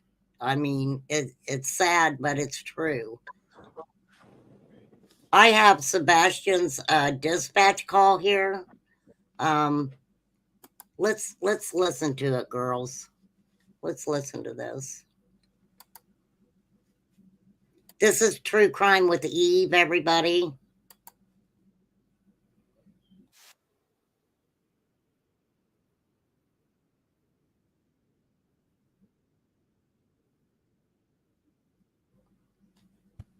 The call came in at 6:33 in the morning. And I just want to say real quick to Bryn Marshall, who says, in my opinion, victims' families should only do national news and not YouTube. Bryn, when they spoke to me before I ever did a live stream, I did encourage them. I gave them resources about what to do when your child goes missing. And I encouraged them to talk with law enforcement about having a press conference to plea for Sebastian if somebody knew where Sebastian was, or if they had Sebastian, to please bring him home. And I also encouraged them to go to their local news station. But Katie said that she felt comfortable because she had spoke with me and she was very nervous and upset. And that was one of the reasons why she had decided that she wanted to speak with me. And of course, I know that it was said that my interview was turned over to TBI, but law enforcement got a copy of that interview anyway. So, and I Right. appreciate you saying that, Bryn, but I do agree. And that's why I encourage all families to make sure that they go to speak with those people initially. So, and thank you for saying that. So I just wanted to clarify that up. So, All right, girl. Here we go. Do we have an estimated time of start for the search process? Call came in at 6:33 this morning. Great, thank you. Good day, missing juvenile, 1008 Stafford Court, 1008 Stafford Court, Hendersonville. Caller advised this morning they woke up and their 15-year-old male was not in the bed. Medium white male, 30 blonde hair, approximately 5 foot, 120 pounds. Now, they said Sebastian wasn't actually 120, right? Didn't they say he was thinner? Katie said that at his last doctor visit, which was just a few weeks before he went missing, he was 113 pounds. And she did tell them that. That's pretty skinny. Of course, Seth went on a live stream and said he was 107 pounds. Right. And Katie was very upset because she said that wasn't accurate. Well, like I said, I wasn't there. I don't know exactly what happened to Sebastian. It's very obvious that there was a lot of friction in the 3 parental people in Sebastian's life. And, I kind of wonder, because we have to think of what also Sebastian was going through. And I'll just use Seth as an example in this, okay? Him getting to Seth and being interrogated possibly about things that were going on, at the Proudfoot home, and vice versa. We don't know if Katie would ask Sebastian what happened while you were there. We just don't know that. But I do know for a fact, listening to Seth, there was a, I don't even want to say a jealousy, in my opinion. I think that he lost control of Katie, who he had basically been in control of since she was what, 12 years old? Right? It was 12, right? Yes, at age 14, he told her that one day she was going to belong to him. That was verbatim the words that she told me he said to her. She said, but I was 14. I didn't know what grooming was. Well, she didn't know what that was, and she probably, throughout the years with him, never thought that possibly people, any abusiveness going on, that she didn't realize that, that wasn't right. She was very young. Yes. Very young. I mean, what is a 21-year-old doing telling a 14-year-old that? Exactly. I got a lot of questions. Yeah, and it bothered me also when Seth, made the comment about Sebastian would show himself and ask other people to compare what theirs looked like. That was really weird to me. A lot of what Seth had said, when he talked about what happened when Sebastian was young, the essay, then it seemed like he made the conversation sexual for some reason. And that didn't set right with me either. Do you understand what I mean when I say that? Yes. Okay. Yes. All right. Let's In my opinion, that's all stuff that he should have never put out there in the first place. Amen. No, I believe that wholeheartedly. I was angry. I was very angry when he said those things. And, he did not even seem like he was going to hesitate saying it. I mean, he just came out and said it. I'm All right. sorry, but some things are not meant for YouTube, whether they're put out by creators or by family members. You should Well, never Makes be no talking about difference. your It kids like shouldn't be that. put out, period. But also what I find sad is because, not everybody comes on YouTube and watches everything on YouTube. And if they do, chances are they're not watching a lot of these quote unquote true crime channels to see how they perhaps interview someone, or what direction that it might take after they go on certain panels or whatever. And if they don't know what they're in for, I find that very sad for the individuals who are kind of being taken and think about the people that may have heard this who have kids that go to school with Sebastian, or if there's kids that go to school with Sebastian that happen to find this out. And if he does come home safe and has to go back to school, he will not want to face these people. Can you imagine?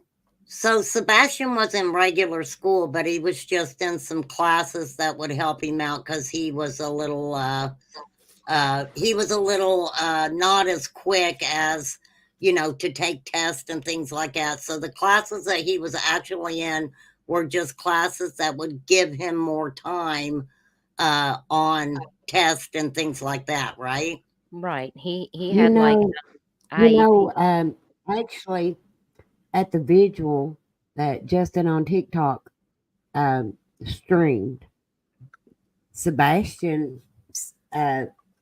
another student, presented Seth with an award that Sebastian had accomplished online.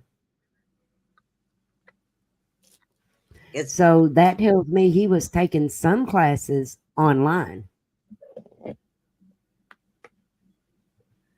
Wow. So one of the awards Sebastian actually got online. Yes, the student came up and talked. And I mean, anybody can go back and watch that video. It's on Justin on TikTok.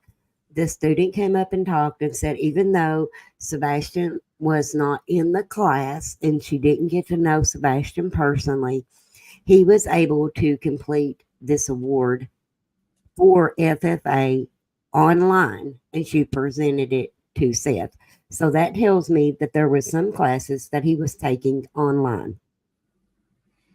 Yeah, because that's what I took 4 years of FFA. I was a FFA member in high school, and I had 4 years of it. And you know, a lot of people they of course do the animals.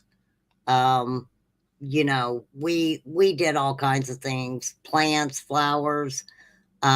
So as far as you know, that's very interesting. Maybe he loved animals, right? He loved animals. So that fits Yes, right he in with was. that. That fits right in with that maybe he was doing something like that online. And Right. And that caught my attention because it opens up even a broader uh, area that he could have met someone online. right. And I did ask Katie, and she did say that he attended school full time, 5 days a week. And I did ask if he was assigned a tablet or a laptop from his school to use at home. And she said no. So see that always got me too, that they you know, Katie, they said that his that he wasn't on social media at their home. Right. That's correct. Was he on social media at Seth's? That's a very good question. That was a And question that Well, I've he was. asked before. and Well, if you because I paid attention to the interviews, he was. Because, hey, let's put together what we know. We know that um, there was times when he was there while Seth was working alone.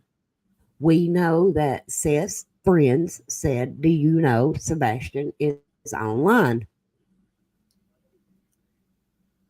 Because he's playing under Seth's account, right? Yes.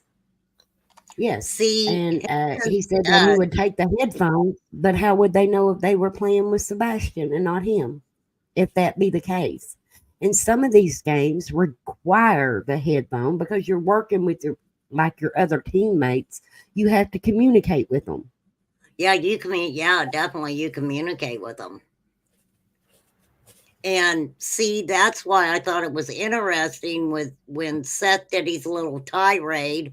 Oh, if they're going to come back to my place, they need to make his bed. Like, that's important. Sorry, not. But he says, and give the devices back. They had not given those devices back to Seth, which kind of tells me that they're looking at him. And you know, Right. that told me a lot.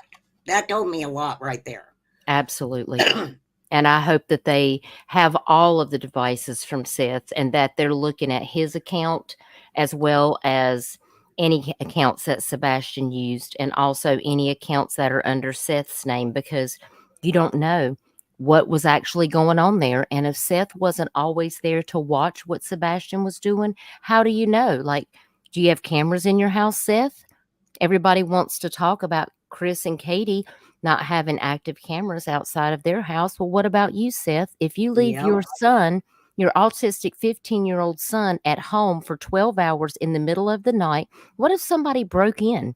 to your apartment? What if something happened to him while you were gone? What if the house caught on fire? I mean, I just have all of these questions. It bothers me. And let me say this, Kim, to the statement that you made about Seth taking the phone number to a girl in the Waffle House. Okay, so Sebastian is, he's a high level spectrum of autism, who says had the mentality of a 10-year-old. Okay, so this person at that Waffle House, if they worked at that Waffle House, they wasn't, in my opinion, around Seth's age or Sebastian's age for anybody to go back to the Waffle House and give them a phone number for their child. I'm sorry, but what do you guys think about the whole Waffle House debacle? Well, I was told you got an that opinion? the girl was a waitress at Waffle House and that she was about 16 to 18 years old. And she did not go to school with Sebastian. She did not know Sebastian. So I found it very odd that Sebastian doesn't have any friends, yet his dad would allow him to give his phone number out to a random waitress at the Waffle House, not even knowing what her real age was. That's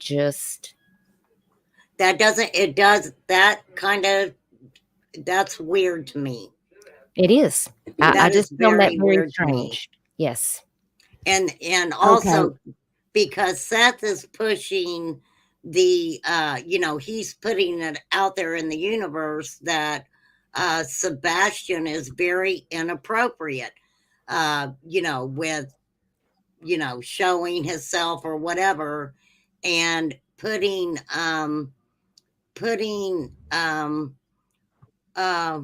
wait a minute, I got thrown off here. Okay, so they're saying Sebastian doesn't know boundaries, right? He doesn't know personal boundaries, that he is doing things, in not good ways and things like that. So you're going to go give a strange girl who has to be older than Sebastian's number. I would think that you would maybe try to find a couple of friends his age and, supervise them and, teach him right from wrong. But to go and just give that girl the phone number, that is weird to me. That's weird to me after he sat and said what he did.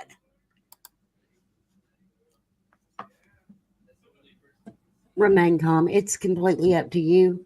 But I have got that small portion where the girl says that he did online classes. Oh, okay. Is that what you got In up my here? opinion, yes, that in my opinion, that shows a very large open door for him to be online and meet other people. Okay.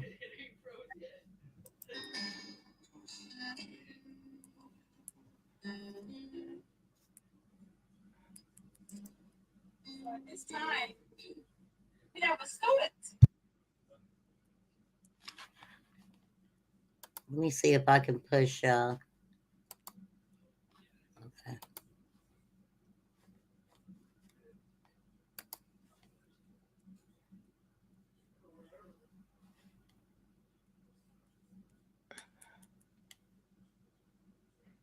Do you want me to drop it and then bring it back up, Crystal? It may just be that, but what she says is what's important. So Okay. the lines may actually, be a good thing, if you know what I mean. Can you If can you you can click hear it. can you click on the closed captioning? Oh, just a second. Yeah. Can you do that? Yeah, can you all hear it? We're not hearing Because I nothing can right barely. now. Okay, let me fix it then. Let me fix it right quick. Okay. All right, Let girl. me see. Okay. Well, it seems like, I mean, this is just my opinion. Like I said, I'm not going to I sit know what here it and is say now.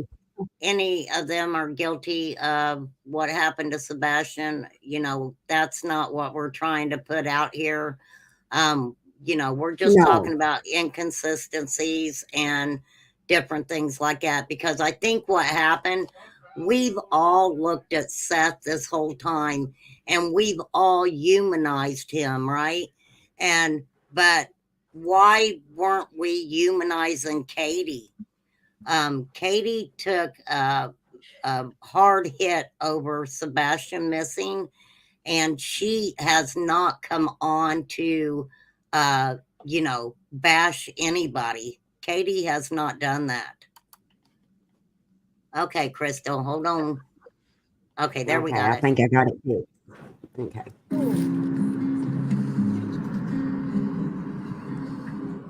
Okay, so hi everybody. My name's Autumn Hurst and I'm a student here at Beach High School.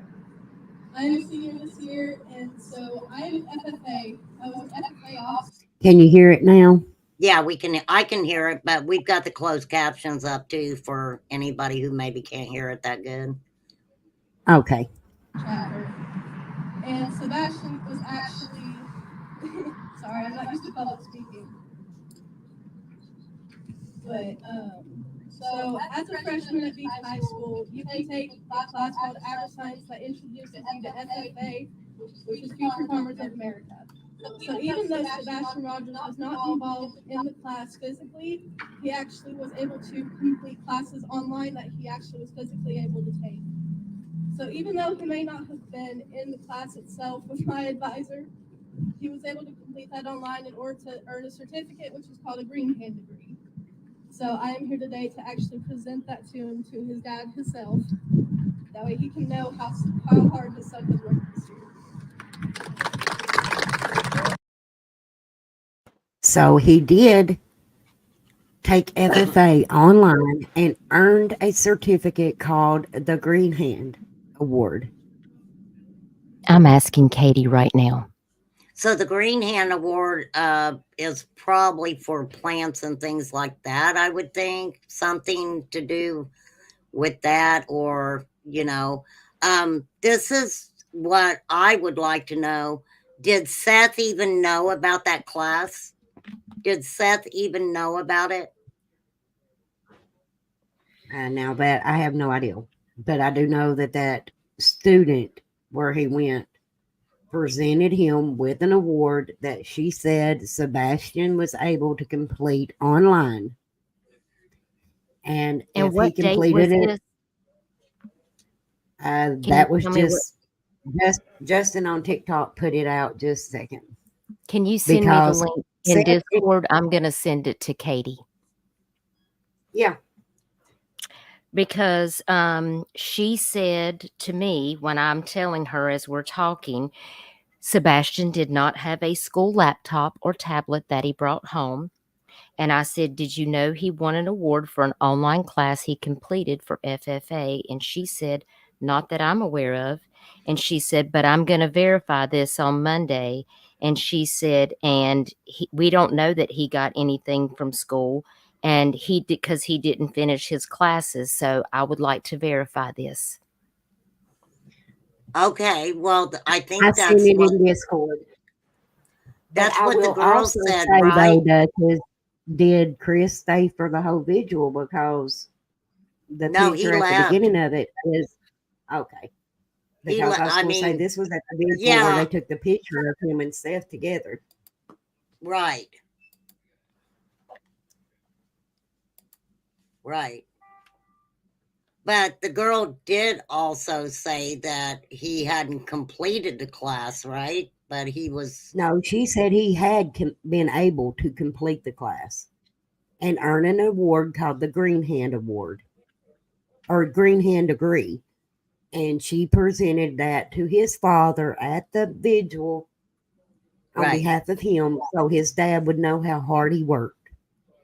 Well, I'm curious why Chris Proudfoot showed up at that vigil and let it be put on camera that him and Seth were, speaking again, but then he has to leave. He couldn't stay, he had to leave.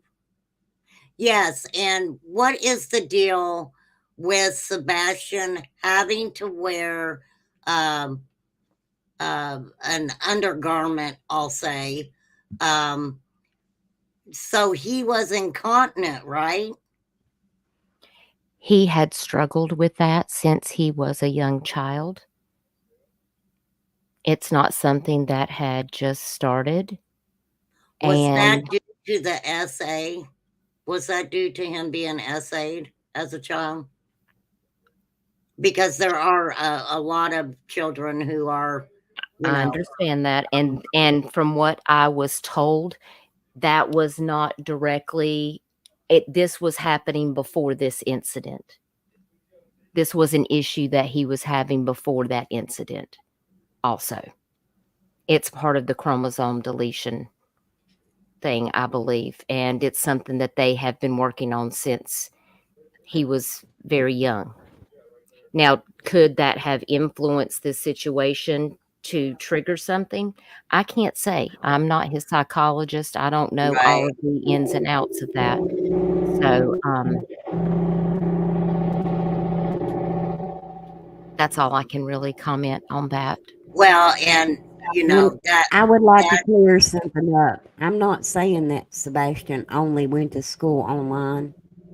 I know around here there is some classes like trade school classes that you can take online and still go to school, right. like as an extra credit. Oh yeah, you can take all kinds of classes now and get them out of the way, and And I mean, there was even that's an not a big interview deal anymore. Where Chris says that Sebastian could um, beat grown adults in chess. Have y'all ever played chess? I can't play chess; it's too complicated for me. Let me tell you something about chess. You have to think like at least two or three moves ahead. With every, I will say this, and I'm speaking only from my personal experience. I'm not talking about Sebastian or anybody else's child that may be autistic, but I've never had a kid in my home that was autistic that did not have a genius side to them. They may struggle in certain areas, but there will be areas that they completely excel at. Right. So let's listen to a little bit more of this dispatch call. Okay, so we know that Katie, they ended up calling law enforcement. They said at like 6:33 in the morning. So she said she got up at 6. He wasn't there. So, I mean, she contacted Chris like almost immediately when she couldn't find him. So I want to hear if they talk about the bare footprint. So I'll go ahead and turn it back on. Oh, wait, I got to share it. Ha! My low budget channel. Okay, so I wanted to say something real quick. Katie just told me. I said, well, was Seth in FFA classes? And she said Sebastian was not in FFA. I don't know why Seth would not tell me about this FFA class or that he won an award for a class that I didn't know he was in. Wow. Wow. And he's taking that class online and she doesn't know about it? If it was me, I would definitely go talk to the school. They would She said know she 100% if he was taking a class This is online. the thing To me, about that's it. important. At this time, why Future Farmers of America, yes, they do have classes for Future Farmers of America. But yes, it is a club. But I don't know why that if that Correct. was happening, why that would not be an important thing to let law enforcement know immediately, because that right there shows that Sebastian had access to people on social media. That right there. That's what it tells me, right? That's how I was looking at it, because I was thinking if he can accomplish this award online, then he has access to being online. Now, how many of you have took a class, a club, whatever, and be doing that, and then maybe be talking on Facebook too? I have. I don't. So, what was the limit to being able to be online if he did this? Because we just saw a student say that he did. I'm just To that. talk to other people. That says a lot right there. Seth is sitting there. Oh no, we never he wasn't on social media at my house. Blah blah blah. Okay, Seth, you're supposed to be also intelligent with law enforcement, procedures and stuff like that. Wouldn't that be very important to let them know that your son was taking that class at your home? She also says that she said, yes, Sebastian was not an FFA, and I don't know why Seth would not tell me about this. She's going to go to the school on Monday, and she said that Sebastian was not involved in any extracurricular clubs. Wow. I mean, I want to make it clear, I'm not trying to start trouble. I saw this, mean- and it was like a, oh my God, light went off moment. Right. But And I think this is important. So she's going to check into it, and I appreciate you letting me know that. So, wow. And I know she appreciates it. That's just something totally, that just made that a whole different situation, right? That made it a whole different situation. Because that says right there, he had access to the outside world at some point, whether it be from Katie's house or Seth's house, right? and I mean, of course, importantly, and it could be access they didn't know about. You talk to other students and stuff like that, or I always had. When I went to college and we did an online course, there was ways to talk to other students in that online course, as well as your professor or your, and I know we went in college, y'all. I'm just telling you from my experience, the only thing that I can give an example of, or your professor. So if they're doing a class like this, I would imagine there is, or a club, I would imagine there is a way to communicate with other people doing the same thing. right. So this could possibly be a way to communicate online, and it might actually be a way that he was communicating that they did not know about. Katie, the girl who was giving Seth Sebastian's award said he completed it online. So no, it wasn't. You can make separate chats in these courses. Wow.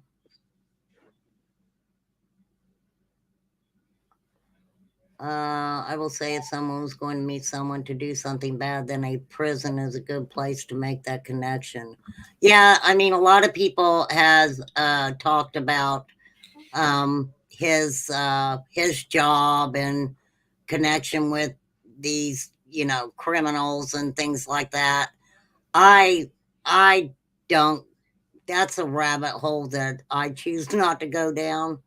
Everybody's got different opinions about that. Let's listen to some more of this call. Remain calm. I just wanted to add one last thing. Katie did just say to me when I asked her, if he's completed this class online, and I did send her the link. I asked her to Mhm. look at it. And I said, then this tells me he was on the internet. And she said, yeah, we've discovered he was already online at Seth's. Even one of Wow. Seth's friends, and she gives me his name, posted Wow. that he played Call of Duty with Sebastian at Seth's house. And Seth didn't say any of that, did he? Nope, but Yeah, I've got it actually, right he here. has. If we read into it, if you watch Yeah, Pascal's first live, he said that he would be sitting in his recliner on his phone, and right. that Sebastian would be playing the game, and his own friends would get up with him and say, "Did you know that he's online?" And he's like, "Yes, I'm sitting right here beside of him." Right. But the games that he mentions in that live, you don't play without headphones. Not if you're playing with people, because Yeah, you because have you got to hear teammates. what they're saying.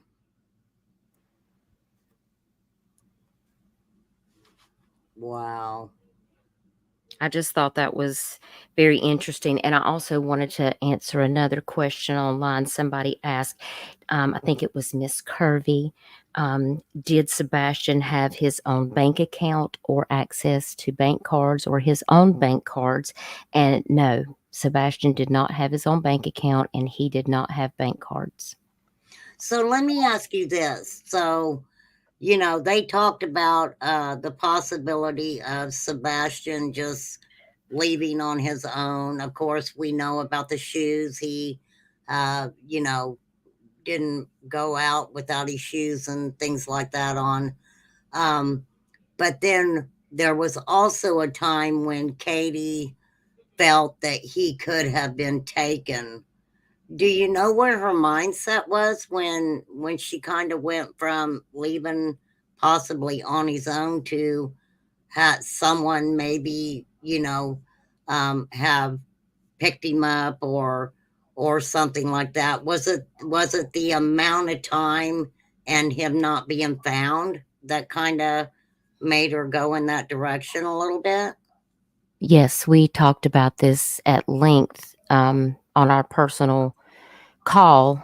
I had asked her, what made her, change her focus about what she thought may have happened. And she said, well, I just feel like if Sebastian left of his own free will, that we would have found him by now, or that he would have came back, or he would have been located. And these searches have been very extensive, and they haven't found anything. And this has been very concerning to her. And now she is wondering, did someone find him and pick him up, or was Sebastian taken? At first she didn't really think that might have been a possibility, but now she's really considering that, because it seems like that he would have been located by now, and Quickly, he yeah. hasn't. And so she said, I have to just think about all of the possibilities. And So when she left home and went with Chris, I myself thought that she was definitely getting a lot of negativity, across the YouTube streets and in real life. That I'm sure that I don't personally think I would have stayed by myself after all the things going on and the threats and stuff like that. Um, why did she? That's just my opinion on that. But why? Why? How did she feel comfortable enough to just leave like that? Did she just feel like he wasn't around there? And well, she was being harassed and threatened. right, You guys can't even imagine the things that she has been sent and told. And the things that Seth has said online has really incited the hate to be very bad. She didn't want to stay there by herself. And she has spoken with her neighbors. A lot of people think that her neighbors hate her and all of this. That's not true. She has many neighbors that are her friends, and she explained to them that she did not want to be at the house alone because of all these YouTubers that were coming there, the messages of the threats that she was receiving. Law enforcement said, if you don't feel safe, you need to do what you need to do. We totally understand that. And the neighbors assured her that they are in constant checking at the house. If Sebastian were to show up, they would immediately notify police, because that's where he would have to go. The police will want to take him, to have him examined, to talk with him, all of those things. How long had they actually lived in that area? Do you know that? How long that In this particular place, in that house? I would say less than 2 years, possibly. I mean, it's not been that long since they moved to this particular place. So because they, were talking about the neighbors, and it just kind of seemed like maybe a lot of their neighbors, they didn't necessarily know them or know of them. Not according to her. She knows a lot of her neighbors, and she talks to them often. They stay in contact. The neighbors across the road from her, both the neighbors on either side of her house and the neighbors behind her. They're friends with them. She knows them personally, and they stay in touch with her to let her know all of the things that are going on in the neighborhood. Right. You can't believe everything you see on the internet, guys.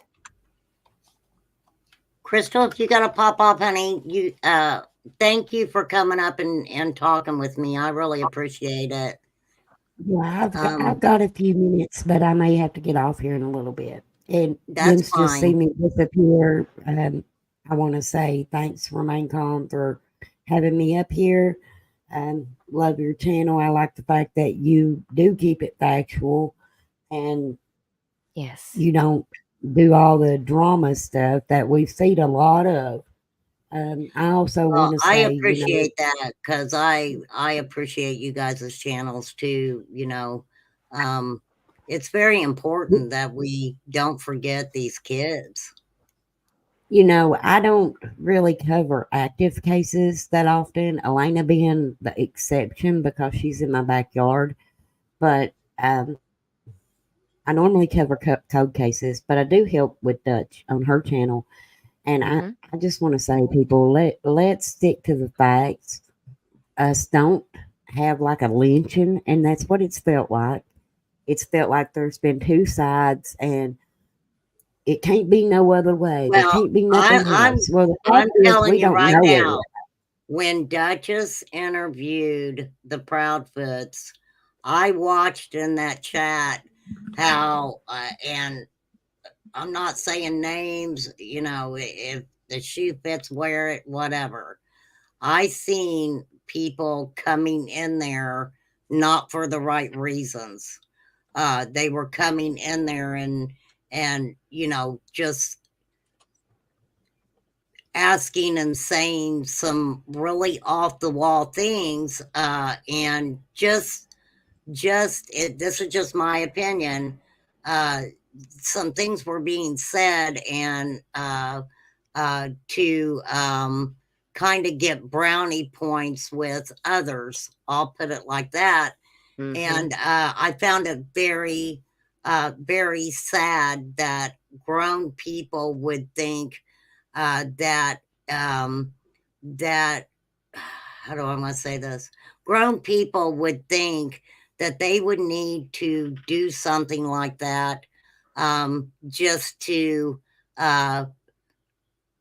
get someone to maybe like them a little bit better or something. I don't understand none of that.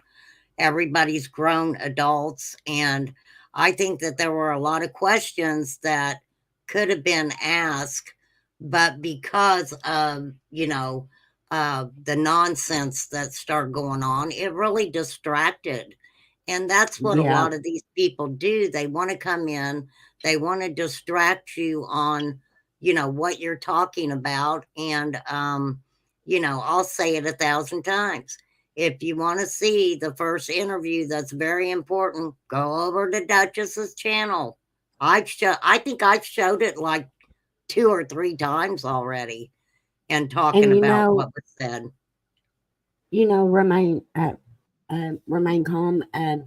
When Dutch did that interview, she did what I, in my opinion, think should be done. She kept it neutral. She let them speak. Let them say what they needed to say. We came back and did a Q&A, and me and Arctic was on the panel. Right. People have twisted how that went. Like, we got timed out. No, listen, if you got timed out, you got timed out, first of all, by one of us mods, Right. not by Dutchess, because you were repeating things that had already been asked. Don't say. We're not here to attack them. Don't be disrespectful. So if you got timed out, you got timed out for that. And when it comes to the questions and people saying, why weren't the hard questions asked? I personally think I asked some hard questions. But furthermore than that, there was 138 questions that was submitted. If you thought the hard questions needed to be asked, why not ask them? That was the time to do it. Why not put it in the chat and submit it? Because Michelle sent in 138 questions. And they were from the asked. chat, not counting what me, Dutch, and Arctic asked. So if the hard questions wasn't asked, people, I'm sorry, but you're the ones that was sending in the questions. Why didn't you ask them? Right. Well, I mean, And unfortunately, like I said, people come in, to change narratives. They have people come over and to distract. That to me, I can't stand when I see that happening, because it does. It changes the whole dynamic of having a conversation with people. And the importance of, I think, interviewing anyone is making them feel comfortable enough that you can actually sit and have maybe not a normal conversation, but they're comfortable enough with you that it's just not yes or no. Now let me ask you something on what you guys think about the whole HIPAA. Okay, I can't say what kind of medication he's on because of HIPAA. And then you've got Seth going, oh, I can't talk about this because of HIPAA. And it was something about himself.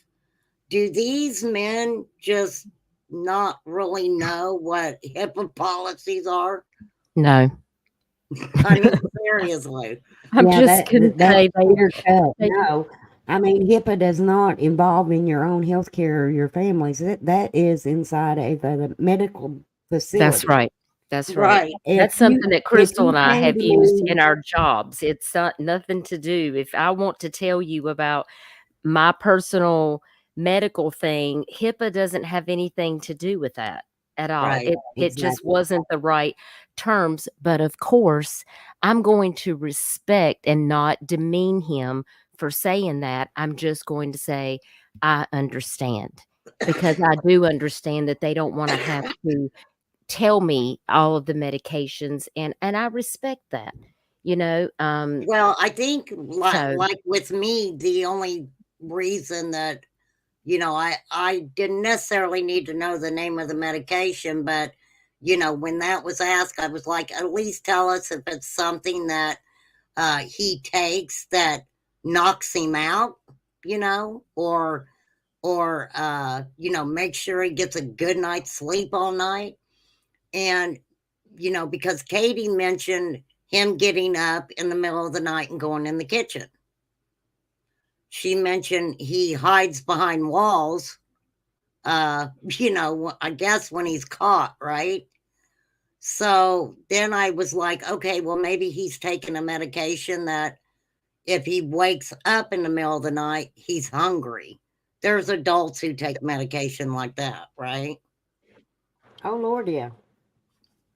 Yeah, I mean, there's some medications eat you out of house and home. With the hiding behind walls, I do want to put this out here. This is something that, and like I said, my opinion. If you listen to Seth, he would say that he would get up in the dark. He made sure to say he'd get up, not even turn a light on, and 9 times out of 10, he'd scare him.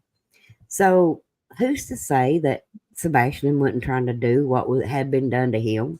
Do a little scare. I mean, we don't know, but it speaks to his character. It sounds like he was outgoing and a little bit goofy. You know what I mean? Right. And I mean goofy in a good way. Have you seen we people that remember too that they're talking about him getting up in the middle of the night and going into the kitchen and stuff, but yet Sebastian was very thin. He was thin. So, and Katie talked about him loving his snacks, but he went from 120 pounds down to what you guys say? 113. No, they got 120 pounds wrong. Yeah, When it's they made the 113. flyer, he wasn't 120 pounds. He was 113 pounds. Right. Yeah, and he has a high metabolism, and he may have been having a growth spurt, right, Kim Holmes? And when I asked Katie about that, she was still very upset that she had asked TBI and Nick Mick to please update the flyer. Like as soon as she saw that it was out and they had his weight wrong and they described his clothing incorrectly, and she, including Seth, made a call and asked them to please correct the Amber Alert flyer. And that was done more than 3 times, y'all.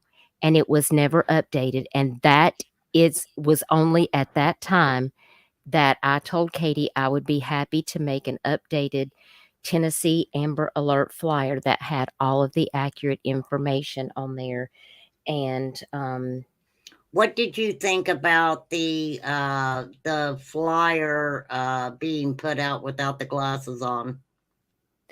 I did ask Katie about that, and she said that, that picture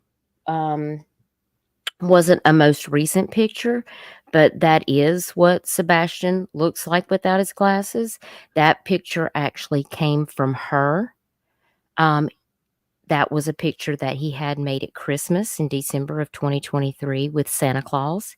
And he had asked his mother to hold his glasses because he wanted to have his picture made without his glasses on.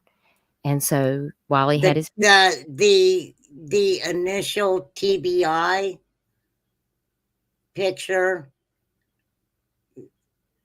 I think we're talking about different pictures. No, the picture without the glasses was never the official TBI picture. This picture right here is the official picture.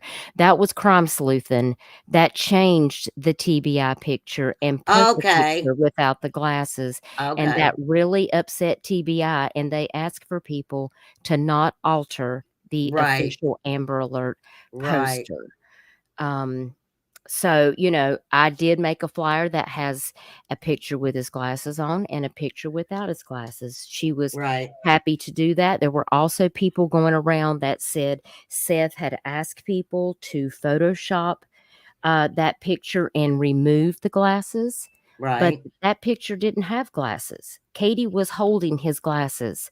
That is actually Katie's picture that she had made of Sebastian and Santa Claus. And that picture didn't even belong to Seth. It was Katie's picture. And there Right. was no glasses in that picture. And she said, you're welcome to circulate that if people want to know what he looks like without his glasses. She said, but I just don't want anybody to alter the original Amber Alert picture, because that was the most recent picture of my son, which was taken on Saturday. Right. In the optimism shirt. So that's when I told her I'd be happy to make a flyer and she could approve it. And of course, I did send it to her. So if you're on Facebook, Remain Calm, or if you want me to email you a copy of that flyer, I'm happy to share that. You guys can find that on my Facebook and on my YouTube community wall. Yeah, if I'll you, pop over there because usually I print out a flyer for the kids I'm talking about. are you on Facebook also? I'm on Facebook, but not really on Facebook. I only Okay.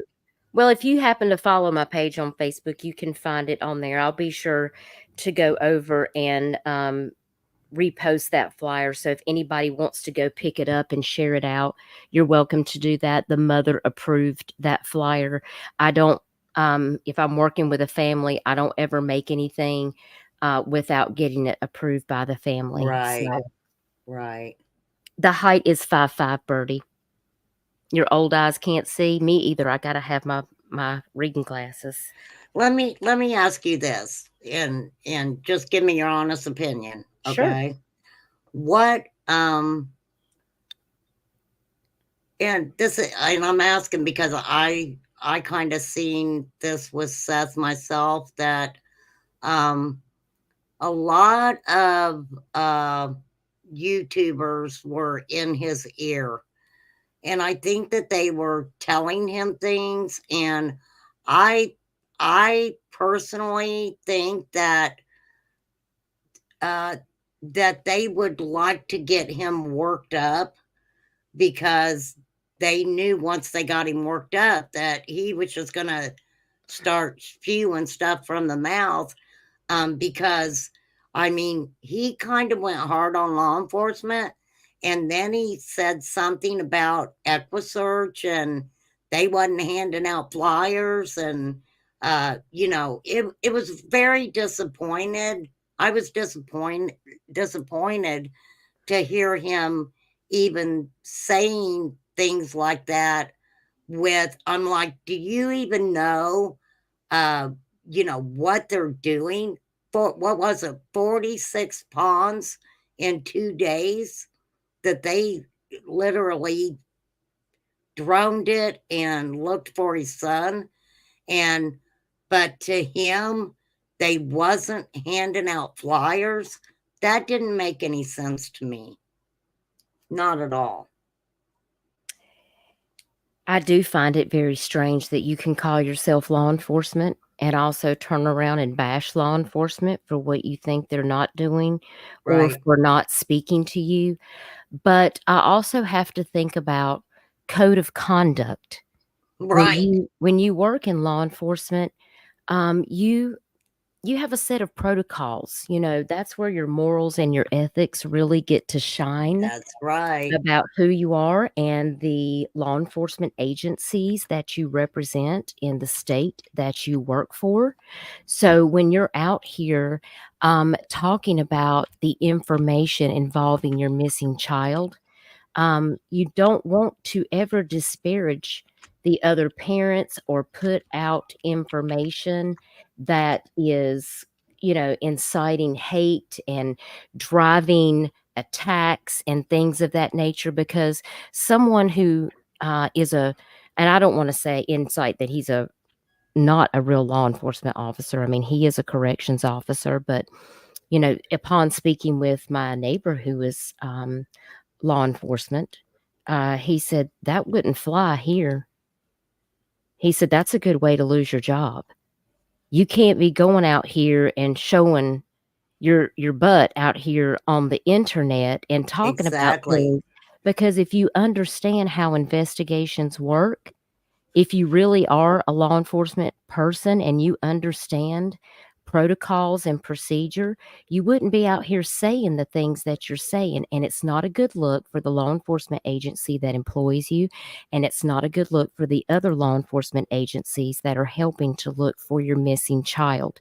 And this is exactly why law enforcement is not speaking with him, most likely, because you can't be trusted with information. Well, that's what I was saying about the military too. You know, they're a very strict code of conduct with the military, and I don't care what branch of service it is. And if Katie would have been found to have been doing nefarious things or anything like that, her military career wouldn't have went the way it did. She would have gotten in really big trouble. And I think another thing is, you know, a great example of, I think, Seth being a hothead is when he admittedly said he went on a military base and proceeded to tell individuals that they were not qualified to talk to his son or give his son treatment for what happened to him, right? And he was removed from that military base. He was banned. Right, he was after that. banned. Mhm. Exactly. That And says a lot. that speaks volumes right there. That speaks volumes right there. Yes. So do you think that I'm just going to directly ask this.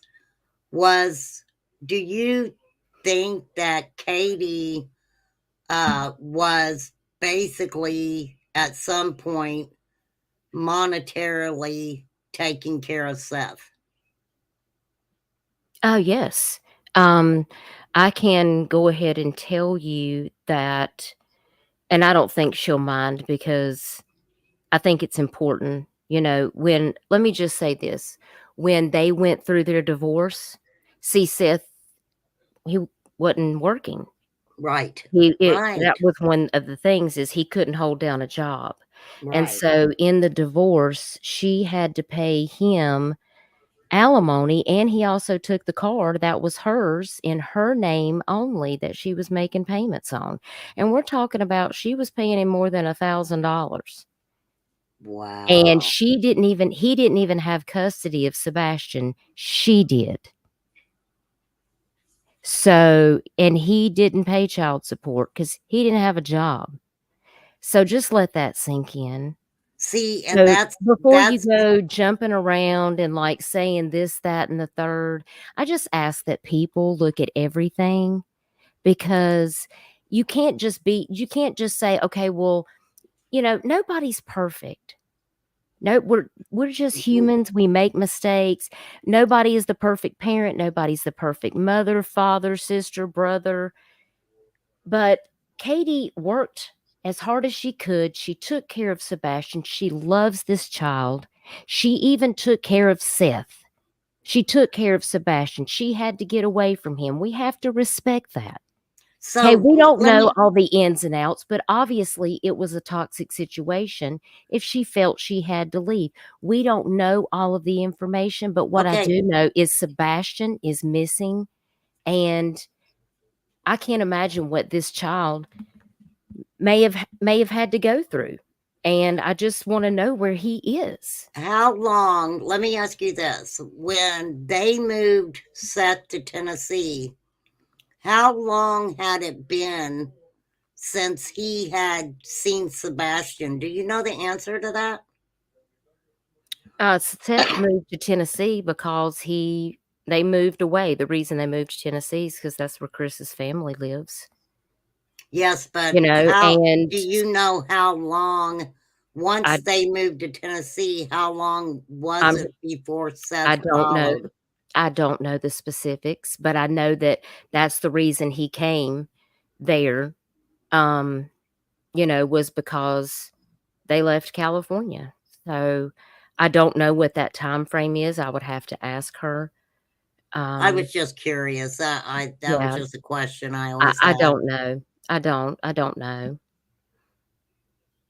And that's the thing, guys. If I don't know, I'll just say I don't know. I just don't come up That's with yeah. I you mean, know. that's how I roll over here. If I don't know something, I Yeah. don't know it. Oh, Or honey, if thank something's you, hearsay, Tony. I'm gonna say it's hearsay or whatever. Right. And so allegedly, I think it was it wasn't a long period of time, but I don't have the specific time period. No. So you're What welcome, Miss what Chewy. did I don't know if you know this or answer to this or not, but Okay. what was Katie's feelings on Sebastian actually going to live with Seth? Because Chris Proudfoot and Seth basically said that they were communicating with each other on trying to make that happen. I mean, I really can't speak for Katie. She just let me know that it was something that the three of them had discussed. And I guess Seth was saying that, he felt like that Sebastian's behavior issues, he felt like he might be able to, now that Sebastian is older, that maybe if he was to let Sebastian come live with him, that he might be able to help address some of these issues that were going on. Because teenage boys they can be difficult. Right. I mean, I have a son who just got married Friday. And Oh, I was a congrats. single mom. Thank you. And, it was tough. It's tough raising a teenager by yourself. Hey, will you So answer a couple questions in chat while I go get me a cup of coffee, ma'am? absolutely. Thank Absolutely. you. I'll be right back. Mm-hmm. Let me go over here to the chat. You're welcome, Miss Chewy. How old was Katie when she married Seth? I believe she was about 18, and that's about the time that she had Sebastian. So, but they met around the time that she was 14. Yeah, she's been through a lot, and I know that she just wants her son to come home.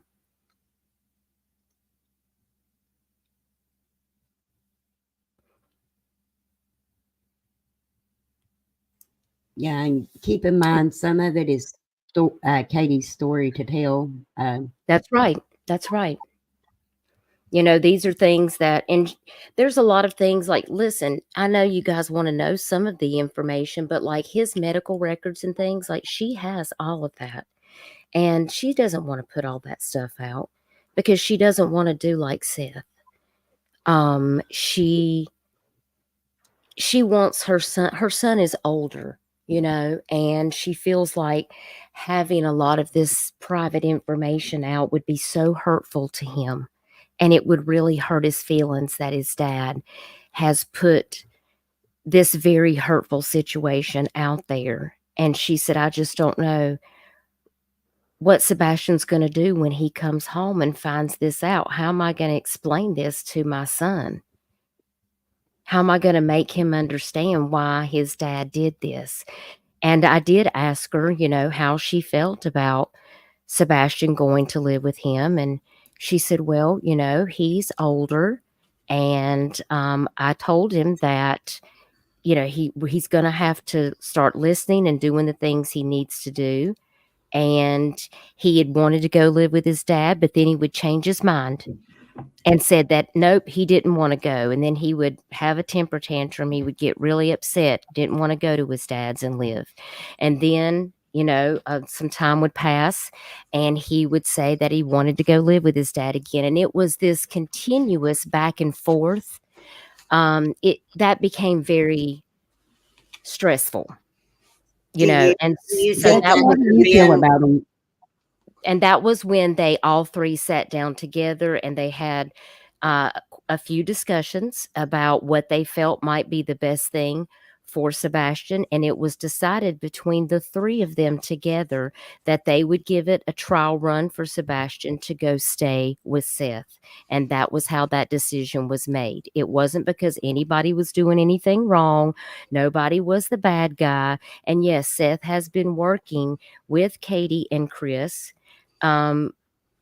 He's making it sound like he thought that they were bad people from the get-go, but before this ever happened, Katie tells me that that was not the case. Like, this has taken on a whole new Yeah,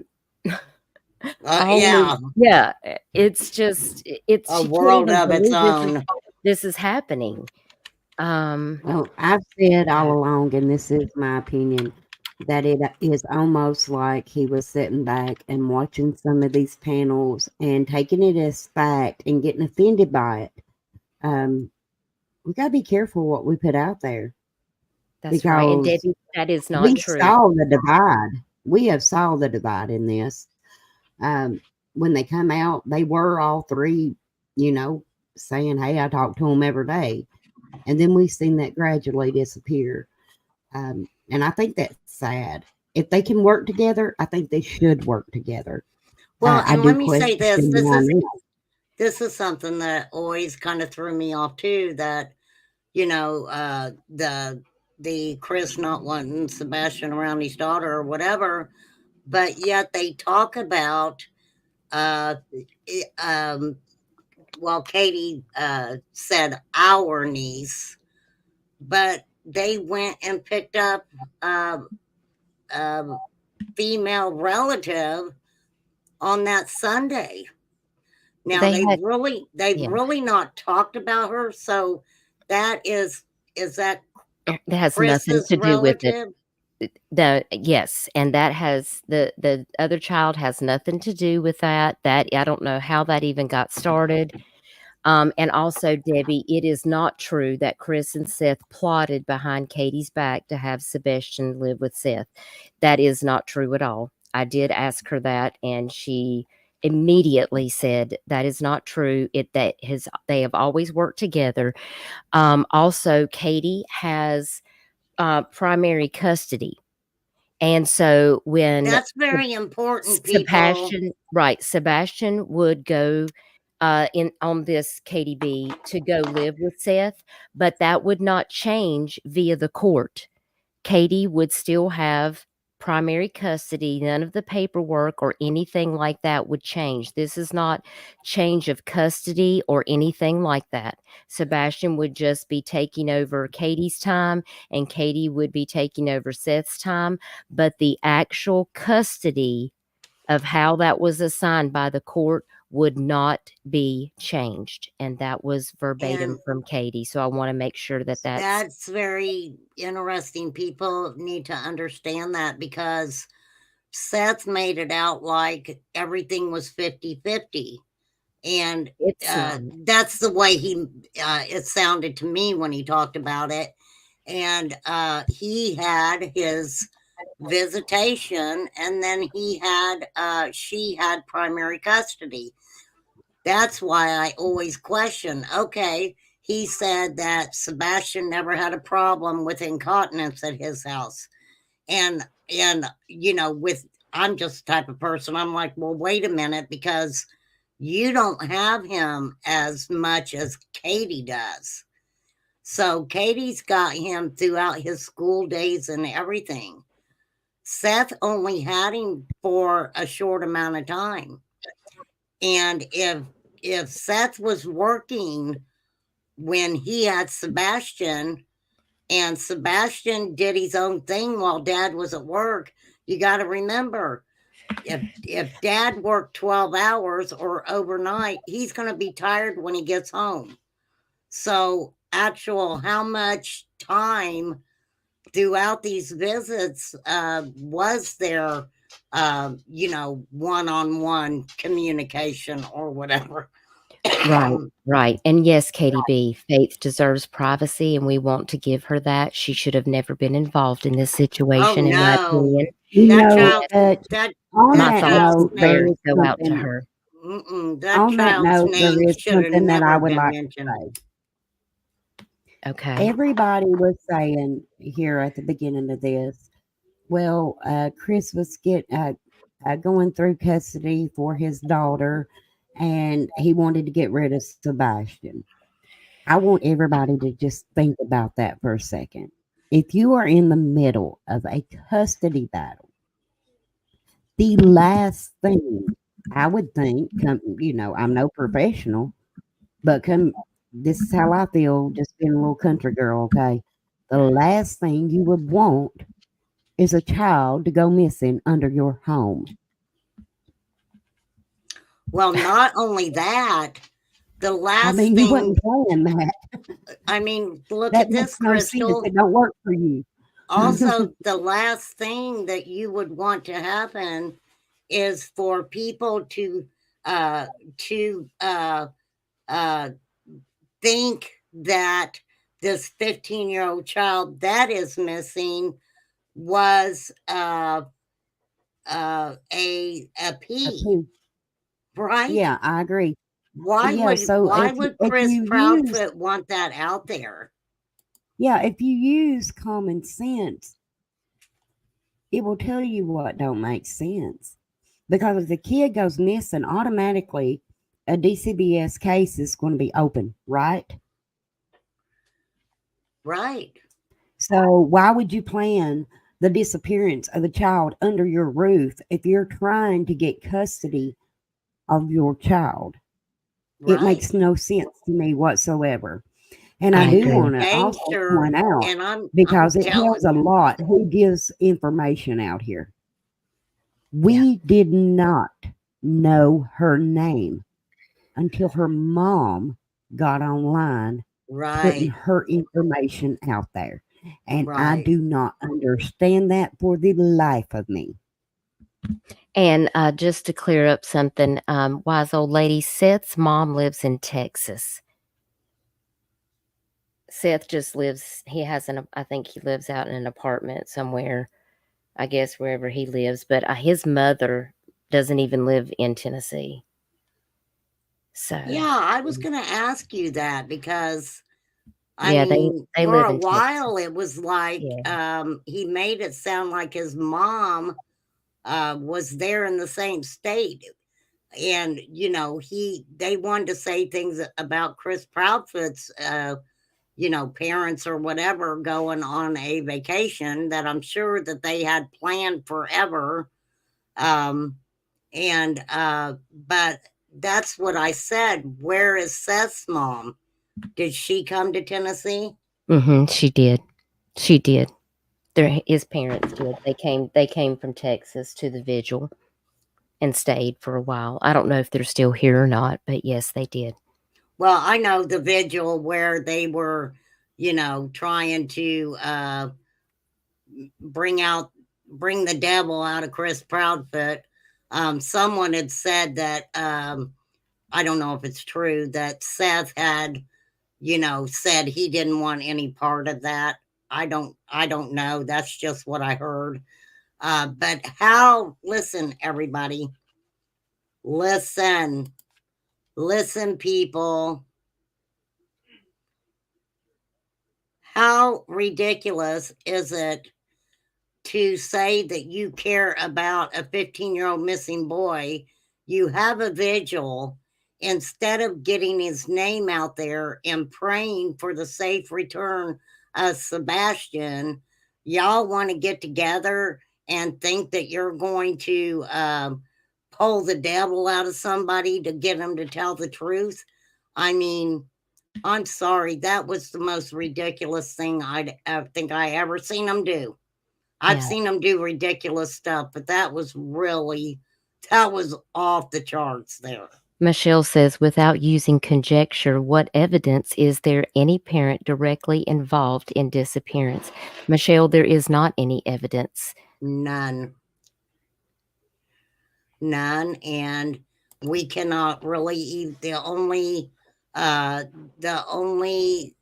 abuse or anything like that is from paperwork from the courts or what the parents have said. I started watching an interview I hadn't watched with Seth in it, and I caught him saying something about Sebastian getting Sebastian having bruises on him when he got him out of the shower and asking him where he got them. And I'm like, that's where a lot of this came from, the nitpicking for some reason. Thank you, Crystal. I appreciate you. Yes. I really do, girl. Thank you, Crystal. Make sure you drop Crystal, drop Dutchess's link too for me, you guys. Hey, Nonsense. Thank you for being here. We like Remain Calm's channel because she keeps the straight facts out there about these cases. And I really appreciate you having Crystal and I up on panel. I'm happy to try to answer anything that I can. I just think that the facts are important and keeping Sebastian's information out there in case someone was to see this young man. I mean, look at his sweet face. I know. Y'all, what has happened to I know. Let me this pull up this child? other picture. If you connect with me on Facebook, I'll send you. I did post on Facebook. If you have access to Facebook, I did post his flyer just now on my Facebook page. I'm under Dutchess Okay. Discussions. If you want to share that page, you can I look will at pop over there. my most recent flyer. And again, Katie did approve that one. It does say Tennessee Amber Alert on it. Now, when I first did the billboards, I did have Amber Alert on them, and Blip would not allow me to put that up because only Really? billboards that say Amber Alert can be put up by the state of Tennessee. So I had to redo those to just say missing child. And of course, those are still up, running active from March the 5th to May the 5th. And hopefully this week, I'm just getting over some walking pneumonia and sickness. Hopefully I'll be able to do some live streams this week, and I'll be able to talk about Sebastian on a live stream. Hopefully we'll do that tomorrow. Well, I always try to watch, and every once in a while I try to come into chat, but I get up so early here that a lot of times by 8 o'clock I am wiped out for the day. So, but I do try to come in and be supportive for sure. I appreciate that. And even if you catch me on the replay, it's appreciated.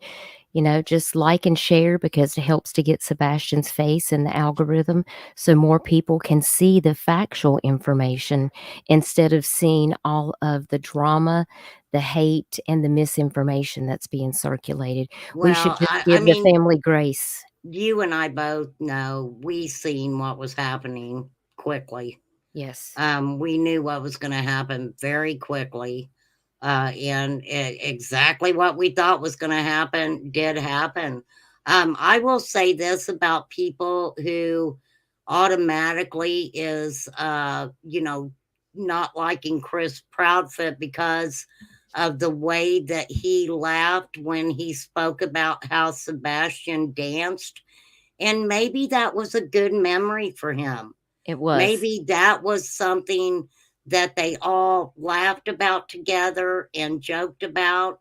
And people, there were people who automatically, how dare you laugh about something you're remembering about Sebastian? And I don't know. I personally thought that was wrong.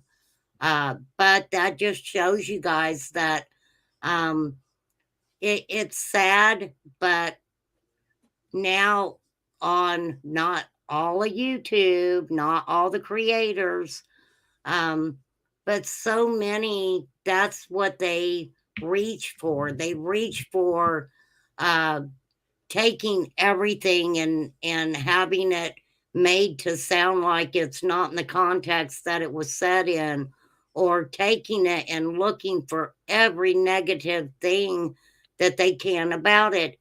And Seth said a lot of things that I would hope that he one day says, I wish I wouldn't have said that. But honestly, you guys, I think that he had a lot of different YouTubers in his ear telling him things and saying things to him. And, I kind of seen him change a lot. He really did, with what he was saying, what the family was trying to keep maybe close to the vest. Right. For some reason, you know, he took Katie not speaking to him as, you know, I'm sure that he had people in his ear. I'm sure of it. Yeah. And they've told me lots of other memories that they haven't shared. And, you know, she will laugh and then she'll break down and cry. Right. And she said, I sure do miss my bub. I just want him to come back. Like he's such a joy, you So know. does she think that the possibility that he walked off is high? Does she Well, think and that? she initially thought that is what happened, but because he hasn't been found, it's causing her to really rethink what the possibilities are. And she said, I really just have to keep an open mind. She said, I don't even really know what to think anymore. She said, I'm just so worried that something bad has happened, and I just know that he needs to come home. If I just want anybody, if you see his face, if you know anything, please, you know, if you have leads, don't reach out to a YouTuber. Don't call a PI. Call Thank you. TBI. Call Sumner County. Call 911. Don't Exactly. be reporting this stuff to other And YouTubers and stuff like please, that. the thing about it is, I mean, you know, I watched somebody who was, oh my gosh, I need for Seth to get a hold of me right away, and I called TBI and they were interested, and I need Seth, I need Seth, I need Seth, and I thought, what in the world is that? You know, that was just over the top for me. I was like, Lord help us. I know. See, that is not helpful at all. Because if we really don't know who's involved, it's best not to report anything to the parents. It's best just to go through law enforcement, and that's what Katie and Chris want you to do. They don't want you to call them with tips. They want you to call law enforcement, because law enforcement is the one who can handle whatever needs to be done to bring Sebastian home. So you need to let the proper authorities handle this. Well, and what we got to remember too is, um, why would Seth want to rig up his son being taken or whatever when they were trying to work out Sebastian spending more time with Seth? Okay, they were all working on that together. Why would Seth, you know, that's one thing people need to think about. Okay, why would they, out of the kindness of their heart, even though Katie was having to pay Seth, right, to even arrange for him to come and stay in their area so he could see his son more? Okay, they didn't have to do that. They could have been like, you want to move here, you figure it out. But I don't think that's the way it went down. I think the way it went down was, you know, Katie having to pay Seth because when they were married, she was in the military. He did not work. He said that himself. He did not work. Do you know when Katie got out of the military? Do you know that? I don't know exactly when that was. No, I don't recall offhand. She may have told me, but I don't recall at this moment when exactly she told me that was. Let's listen to a little bit more of this dispatch call. I want to see what they say about the bare footprint. Okay, and I'm going to have to hop off here in just a minute. My husband's on his way home from being on call. Okay, And sweetie. he's bringing us dinner. So, but I will be in chat, and I really appreciate you allowing me to come up and talk Thank you, about Dutch. Sebastian.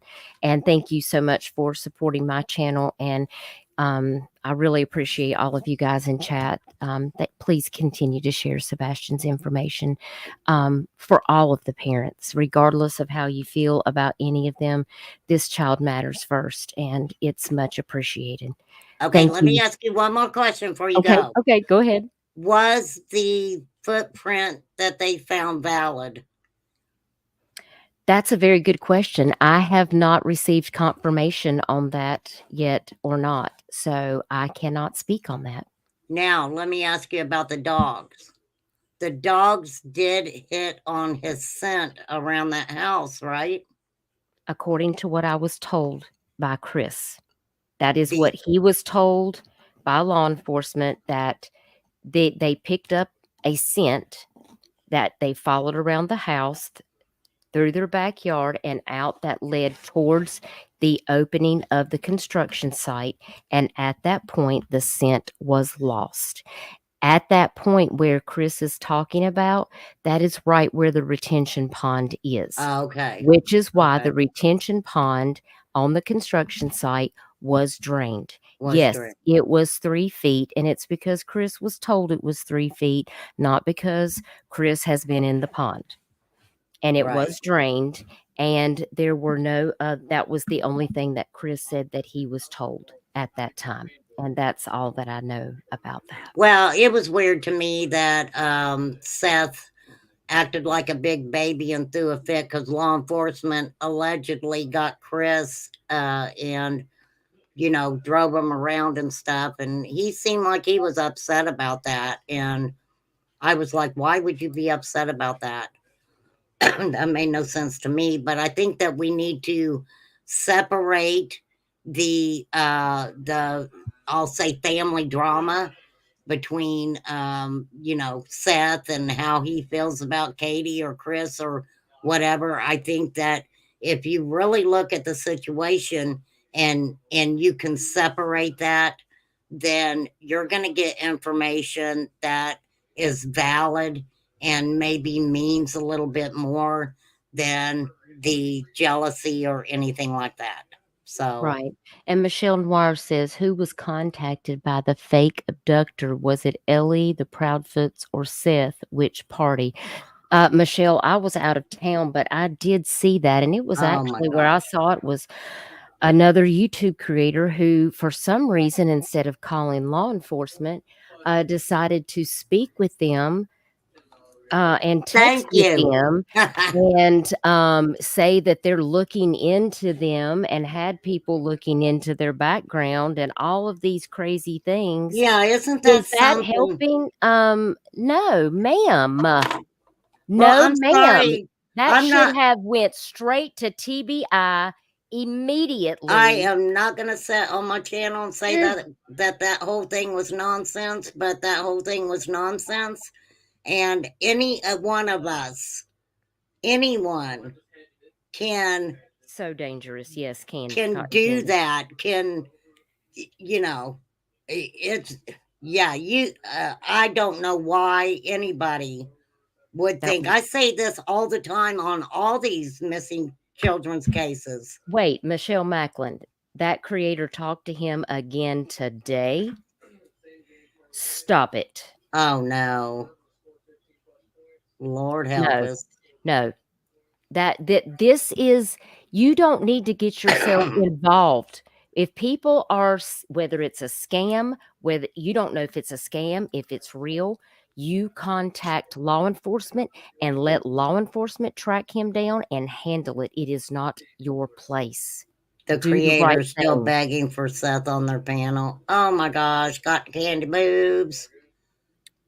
I tried really hard, Dutchess, I to offered him a place, but I'm not going to have the parents on there anymore. I mean, it's, well if they want a place to go speak, I mean, they'll say what they need to say, but I think that he's been on so many platforms and stuff now that like I said, I sat and watched him.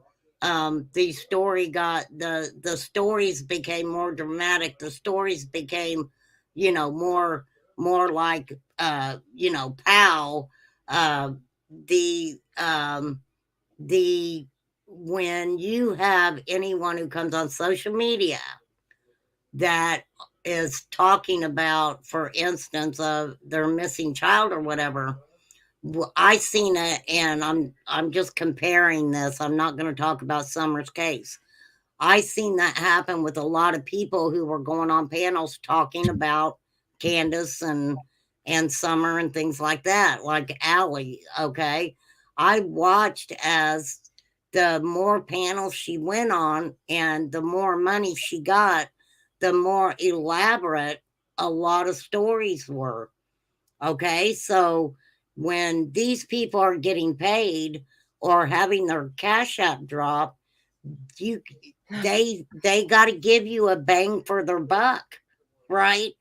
So I mean, a lot of things come out that, it that's just some of the YouTube streets. I'll put it that way. You don't see my Cash App and merch link scrolling on my Girl, I video. don't even, let me tell you, I don't have a cash. I've got a Venmo. I have It's a just so Venmo laughable. and nobody even knows my Venmo. I mean, it's a little different if somebody gives you like a super thanks or Well, something, somebody know. a creator also said that I was scamming people by putting up billboards for Sebastian.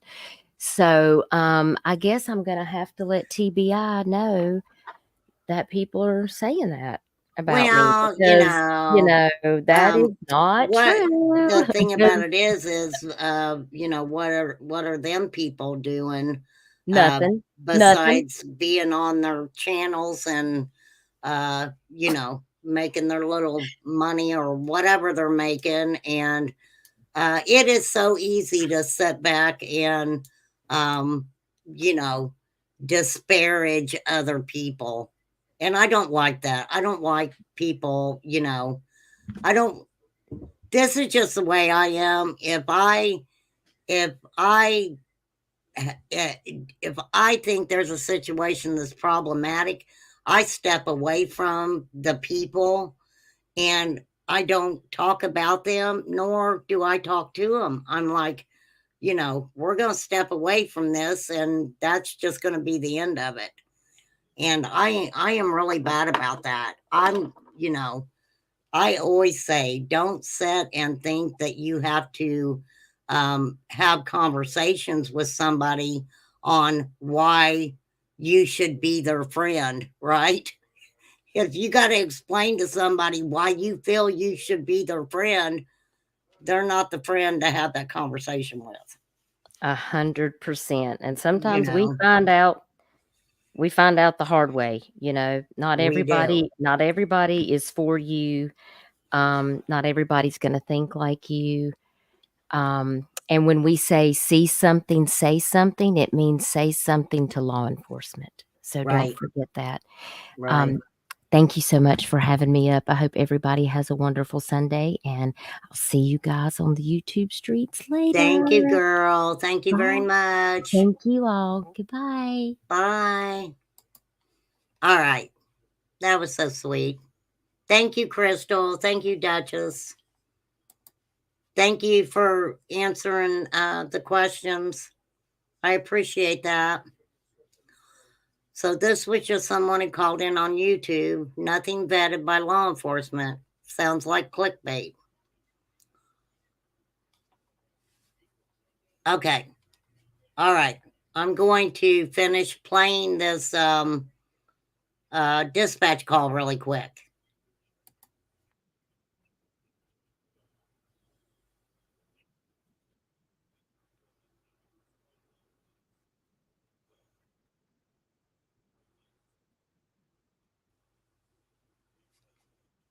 So that goes along with what Katie was saying, that she heard something about midnight. So she told dispatch that he was in the house before midnight. I will go back and we'll hear that again.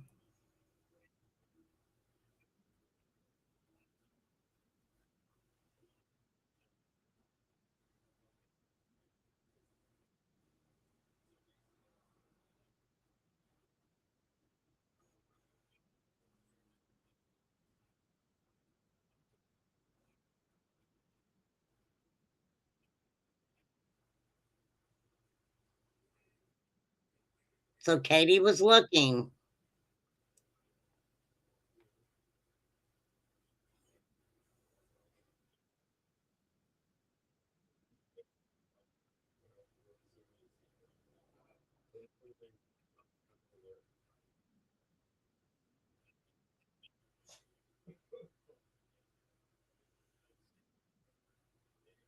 Cat's eye.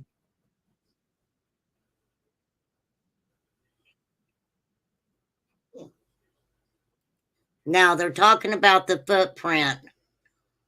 So they're saying that Sebastian didn't have any shoes on. Yes, the bedroom, there wasn't their home like a ranch style home. His bedroom, all the bedrooms were on the same floor. Okay.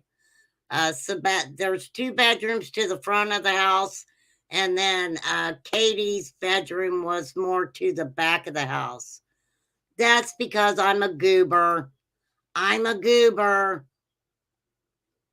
Is that cat's eye? Is that why you said shush? Shush? Yes, I know, flies. I know. Here. Okay, we're going to go back. Are y'all ready? Okay, sorry. Sorry you got a little excited. Y'all know me. You know how I am. Okay, here we go. 47-184 and 12. Juvenile left his son at the house. The mother is driving around looking for him in the Victoria Place subdivision, and she is driving a baby blue Infinity. I'm in the area. Check long hauls out. Just same.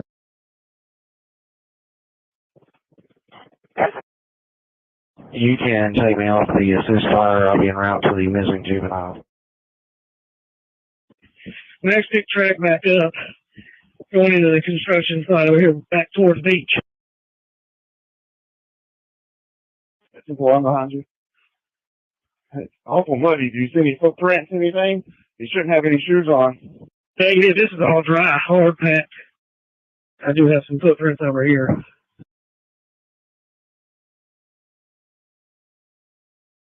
Right there where you're standing? Yeah, leading right over here to the retaining pond. No shoes, just footprints?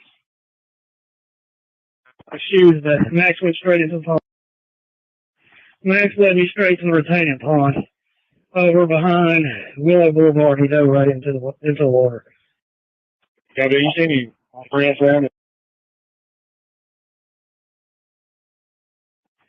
There was a few footprints in some of the softer dirt, headed straight this way on the track that he was running. Truck 47, what kind of shoes does he wear? Size 10.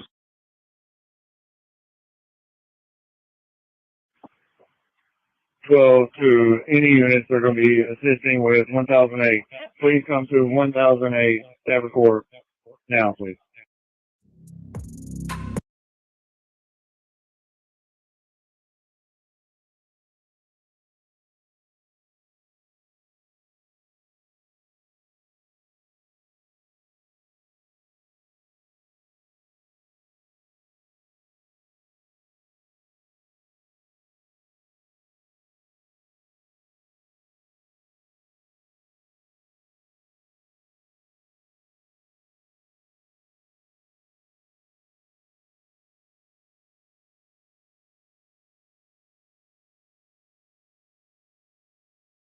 Why am I talking to my freaking self?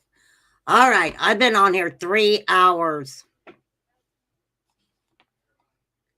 Well, yeah, I played it. Did you not hear it? You want me to play? I'll play it one more time. All right, I'm going to play the dispatch call one more time, y'all. Here we go. Do we have an estimated time of start for the search process? Call came in at 6:33 this morning. Great, thank you. Heading missing juvenile, 1008 Stafford Court, 1008. You can hear that, right? Can you hear that? Fred's not muted. Stanford Court, Hendersonville. Caller advised this morning they woke up and their 15-year-old male was not in the bed. We a white male, 30 blonde hair, approximately 5 foot, 120 pounds. I was going to be wearing a black sweatshirt, black sweatpants.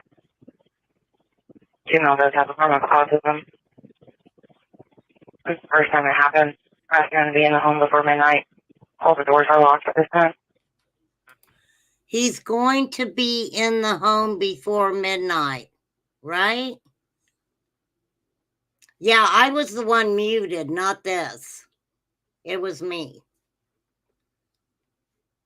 Going to be in the home before midnight. Okay, you guys heard that, right? I want to make sure I got the closed captions on. Closed captions are on. Okay. Let me hear that one more time. All the doors are locked at this time. Okay, wait.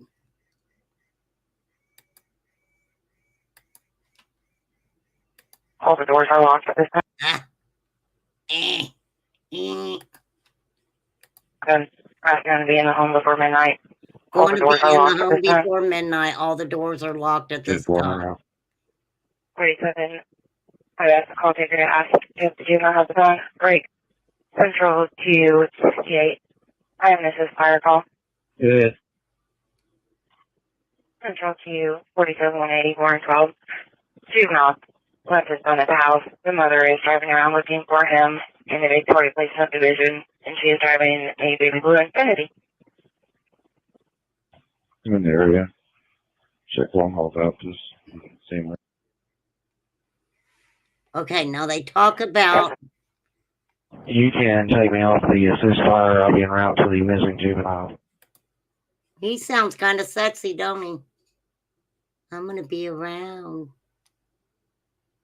I'm going to be around.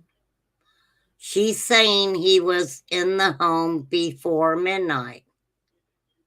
That is what she's saying, right? That she knew he was in the home before midnight. Next big track back up, going into the construction site over here, back towards the beach. It's one behind you. It's awful muddy. Do you see any footprints, anything? You shouldn't have any shoes on. Negative, this is all dry, hard packed. I do have some footprints over here.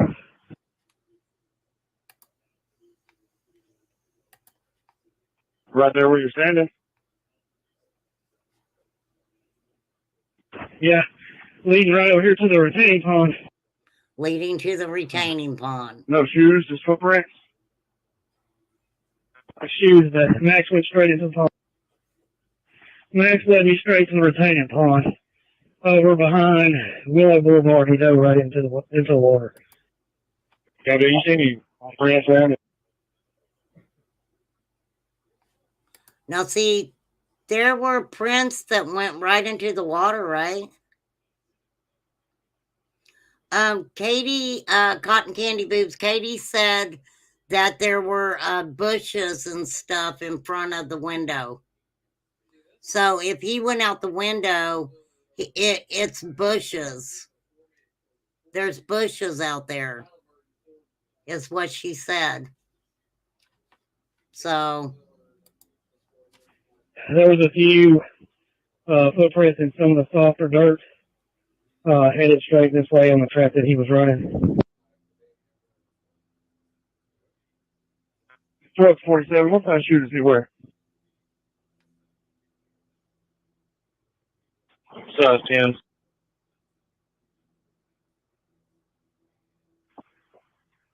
Well, to any units they're going to be assisting with 1008. Please come to 1008 Stanford Court now, please. you know, Sebastian doesn't look like a child who would run away, right?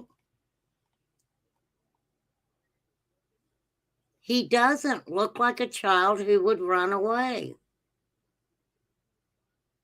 But then again, we don't know who he could have been speaking to outside of his home that was maybe making him believe all this stuff and, don't tell your parents and blah, blah, blah. We know about them people on social media, right? But according to this call, he has before.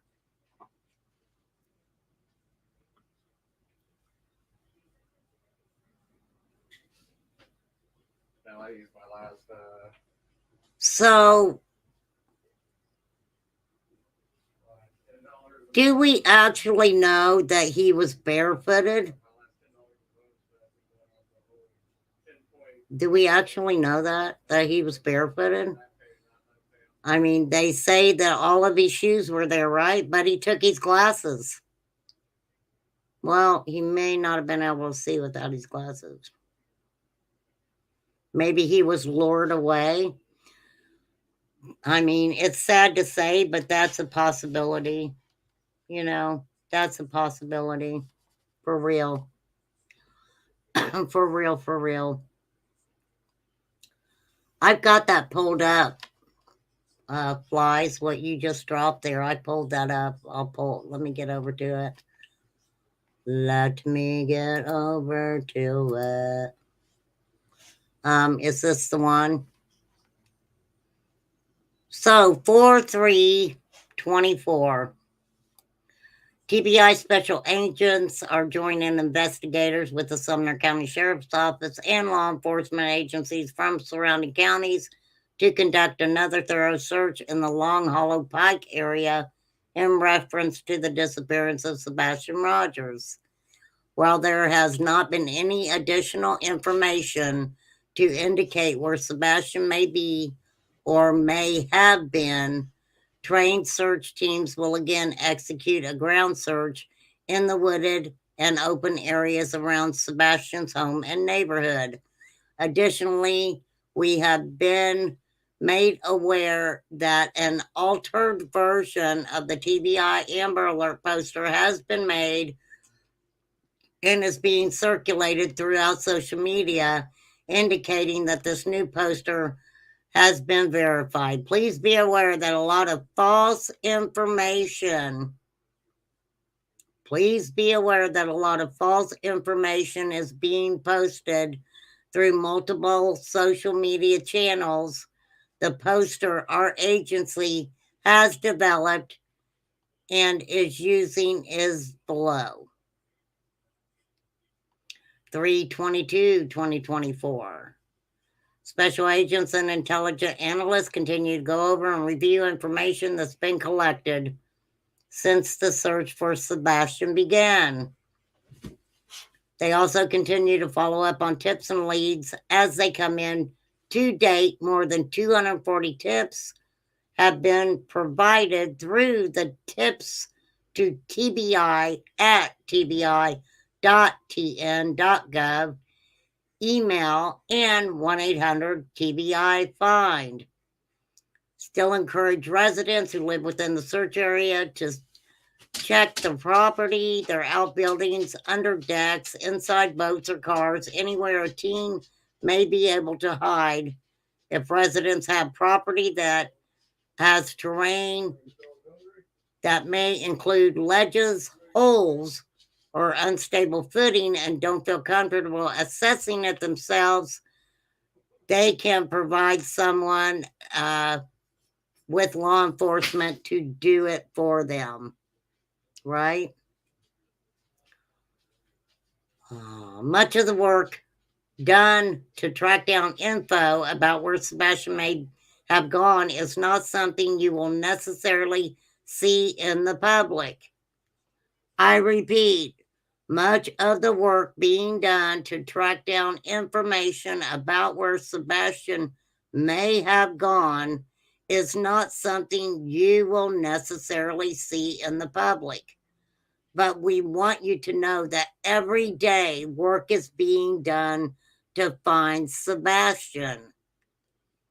Any info you may have about Sebastian, what he likes to do, where he likes to go, people he may know.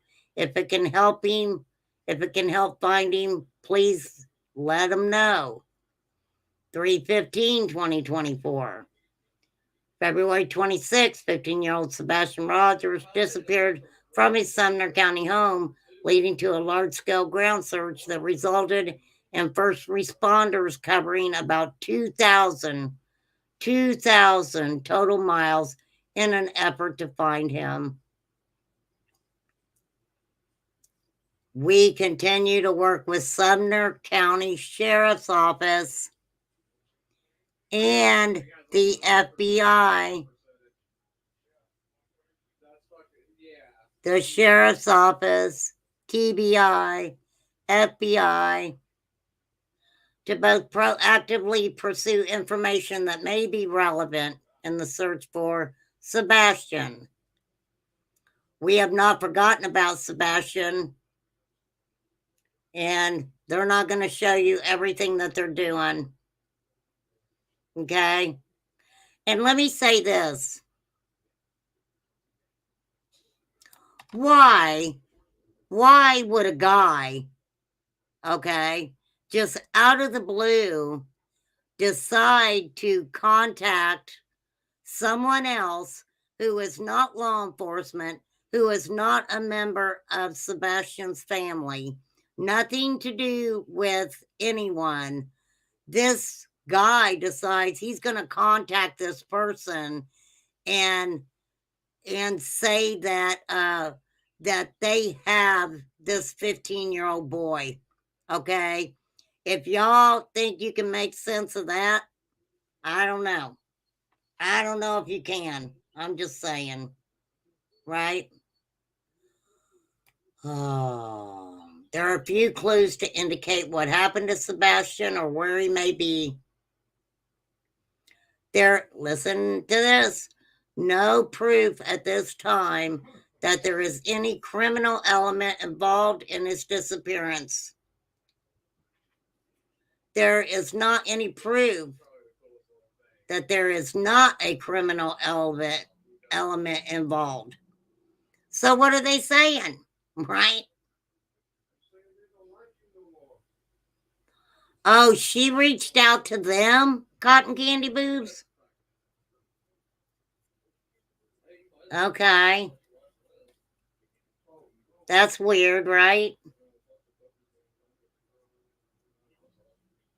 Okay, so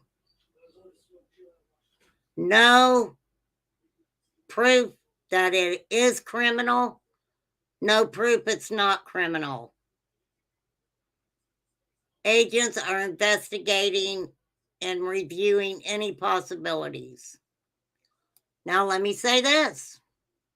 In order to preserve the integrity of the investigation, we cannot discuss many of the specifics surrounding the case, but we know how many people care about Sebastian and what has been done and is still being done to bring him home.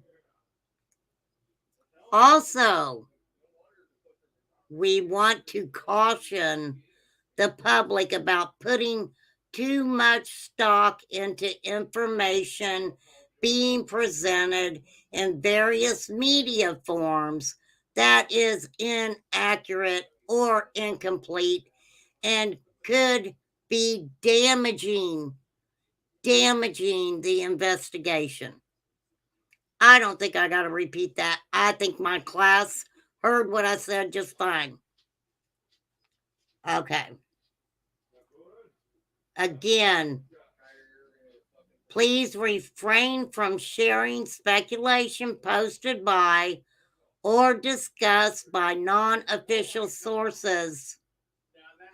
Report only credible tips or information to 1-800-TBI-FIND. Frequently asked questions. Here we go. I don't know how many questions have been asked.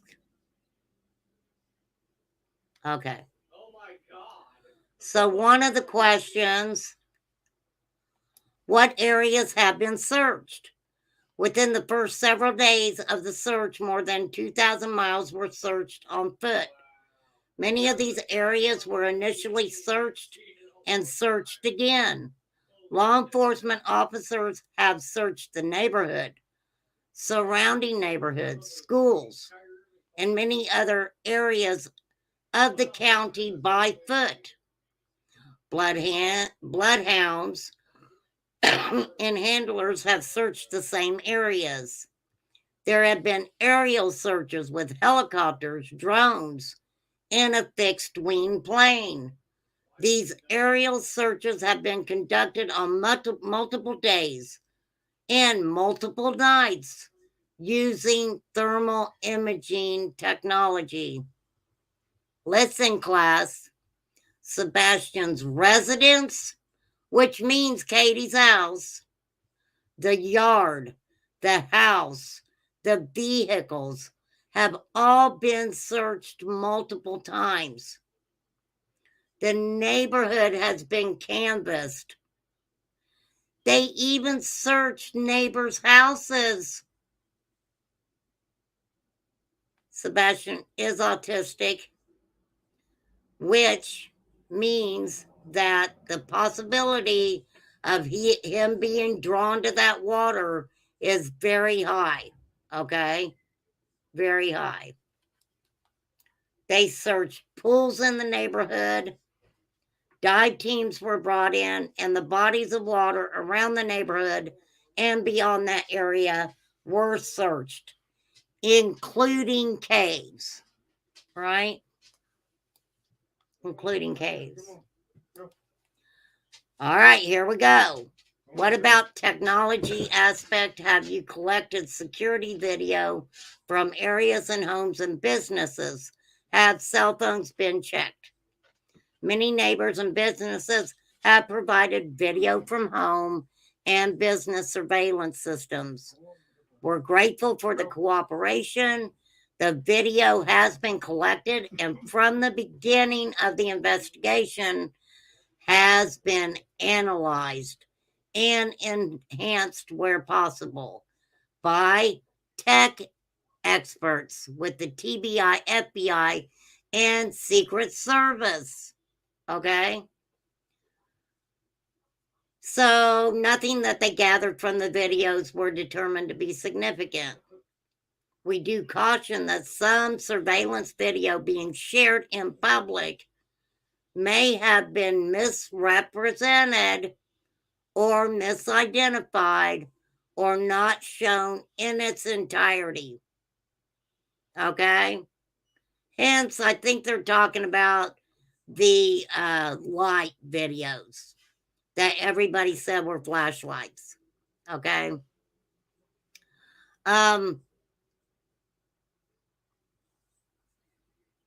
Yeah, Michelle. He could have walked away. And could he have walked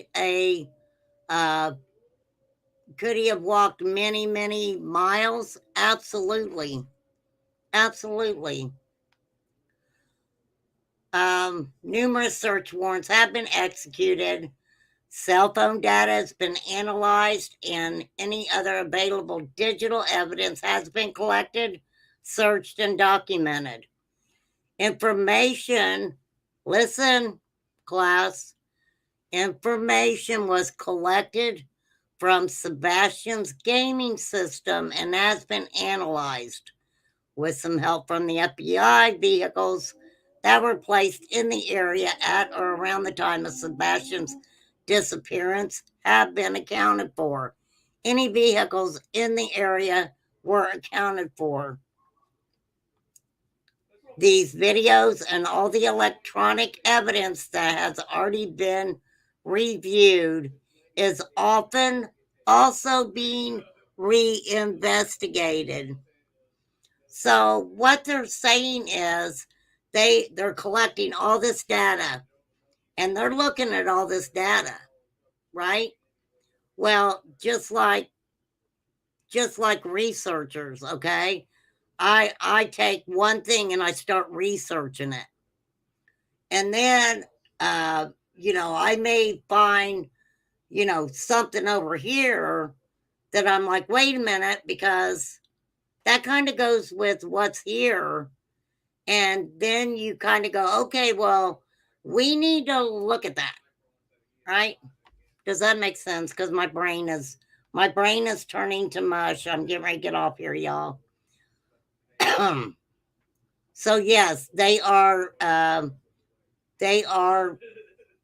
looking at it over and over again. What's next in the investigation? The search for Sebastian has not stopped. Every day, tips and leads are investigated. People are being interviewed and re-interviewed. Evidence that has been reviewed once they're going over it again. They continue to ask residents to keep searching the property, see if anything's been moved or displaced. Is this a place where a child could have hidden? If you have property that has ledges or holes that a teenager might find interesting and you can't search it yourself, please contact the tip line. Okay? If you know Sebastian, have information about him, give him a holler. Please call 1-800 TBI Fine. Do not send tips to the TBI Facebook page or social media pages, they say. Sumner County community has been, they are grateful to the community, members of multiple law enforcement communities, emergency management personnel, wildlife organization, so many other groups, along with the very generous businesses and individuals who have provided well wishes for Sebastian, along with water, food, other comfort to searchers. They are very appreciative of that. Here's Sebastian right here. Sebastian Rogers, 15 years old. 15 years old.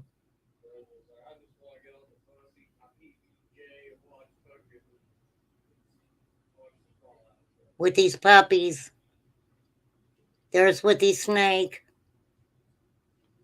Bless your heart, Sebastian Rogers. We're praying for you. We pray that you're found. We pray that you're found, young man. And I hope Jesus is looking out for you, and that you come home soon. That's one wish that we all have. Now look, y'all know me, and I'm not saying don't watch some of these people and their craziness, because that's not me. I don't tell people who to watch. But just please remember, use some common sense. And I know if we all had sense, it would be common. But we really need to. I am not perfect. I don't even really consider myself a YouTuber.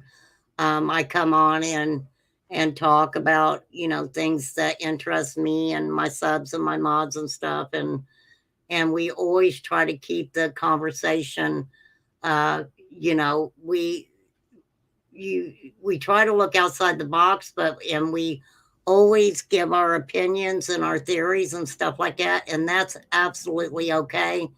But we also have to remember to always check and see what law enforcement is saying. Always check and see what they're saying. And to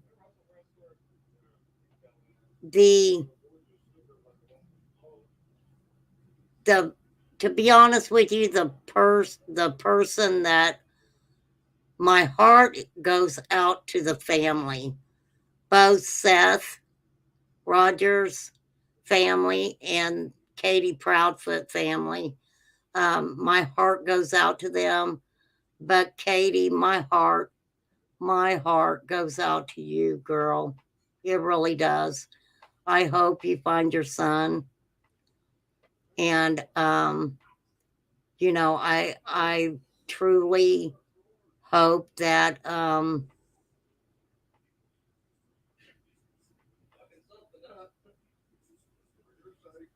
that somehow you find peace. I'm not sitting here and saying these people are guilty of anything, because that's not me. I'm not going to do that. But yes, Seth, remain calm is calling your ass out on some of the stuff you said, okay? I'm not saying it's not true.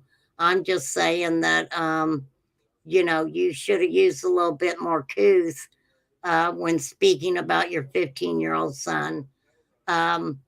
You know, the sad thing about that is if Seth is somewhere where people are actually showing him some of this stuff and they show him what Seth has said, I couldn't imagine.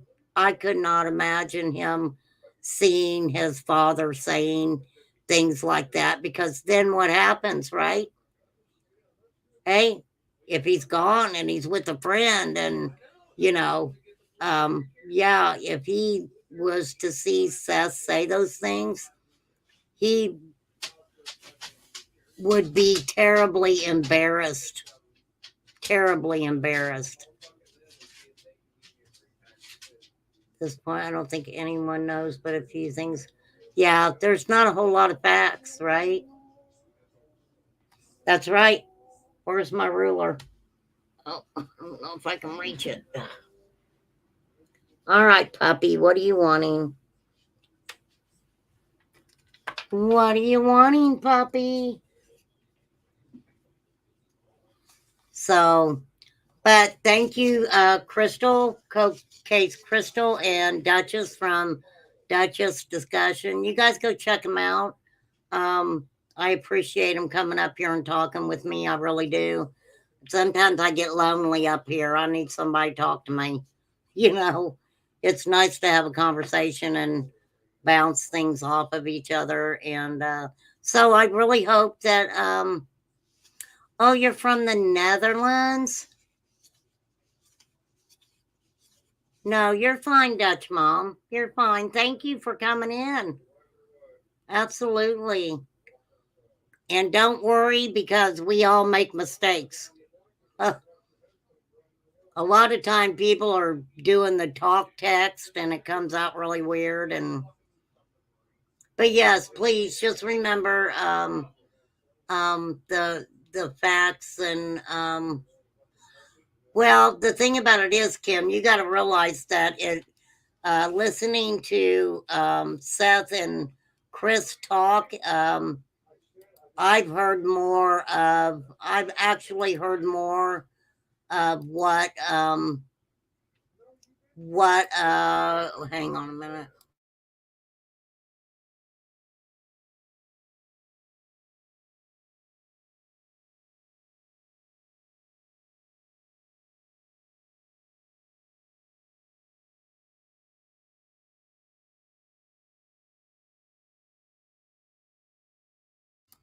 Thank you, Debbie. Thank you. That means so much to me. Thank you, Debbie. You're so sweet. That is the sweetest thing, Debbie. Girl, you're sweet. Yeah, I do. I appreciate that, Debbie. I really do. It makes me feel good, because it makes me feel like I'm doing something right, you know? Trying to do something right. Okay, Millie, I'm getting ready to get off, honey, but you can go back and definitely check that out. Okay. But definitely it does sound like that, you know, I can't really say the extent of Sebastian and the way he was treated We do know that, yes, Chris whipped him with a belt. It was turned over to CPS. So that incident, and, you know,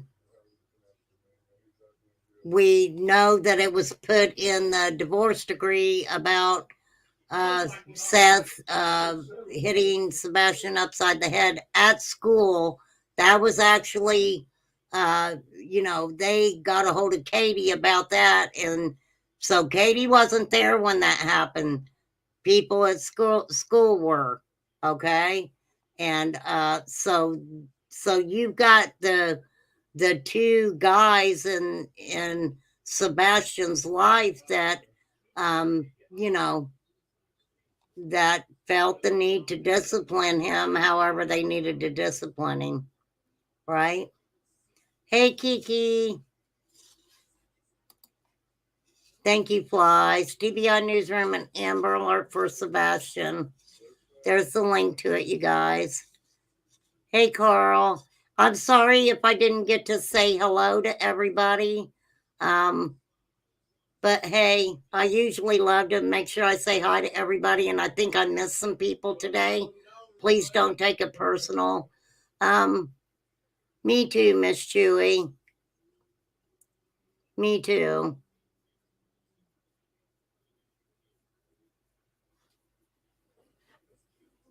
Chai, my mom was married 5 times. She really was. And it was disturbing to me too. I get you. Yeah, Katie was deployed at the time. And look, I'm going to tell you guys, I was in the military. And when you're told that you have no choice but to go out to the field, is what it's called, or go to training for 2 weeks or even longer, sometimes you're gone for a month, sometimes even longer. And you don't take your children with you. You don't take your husband or wife with you. They are left behind. And I couldn't imagine being in that position and being in the military and being told that something like that is happening at home. So I don't know, because of course, I have not talked to Katie, but I'm kind of wondering if that was put into a position where maybe Katie came home a little bit early because of that. So I don't know. Well, let me tell you, well, you know, you shrink when you get older. So I was 4'11". I know when I went in the military, I had to get a medical waiver. Because at that time, I don't know how it is now, you had to be 5 foot or taller, and I wasn't 5 foot. So I had to get a medical waiver to even get in, right? I don't know about that, Kiki. Sometimes over here, we really, you know, oh, she did come home, Crystal. That is, let me tell you, that is just from my own experience. That is the hardest thing when you're in the military. You got things going on at home. You possibly have to come back home because of it, because you've got the military there also. Okay.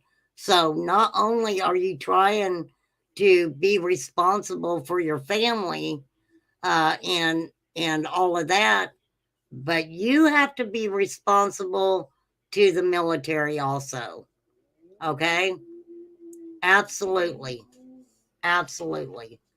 So that would have had to have been a very hard situation for all of that, for real. All right, I've been on here 3 hours and 15 minutes. No, I've been on here almost 4 hours. I'm going to get off here. Please keep Sebastian's name out there. Please try to, keep the nonsense down. I'm not saying don't go watch the nonsense. A lot of it I just SMH, shake my head at for real. I want to go over and watch an interview that Seth did that I hadn't seen yet from like a month ago. And once I watch it, we will check it out.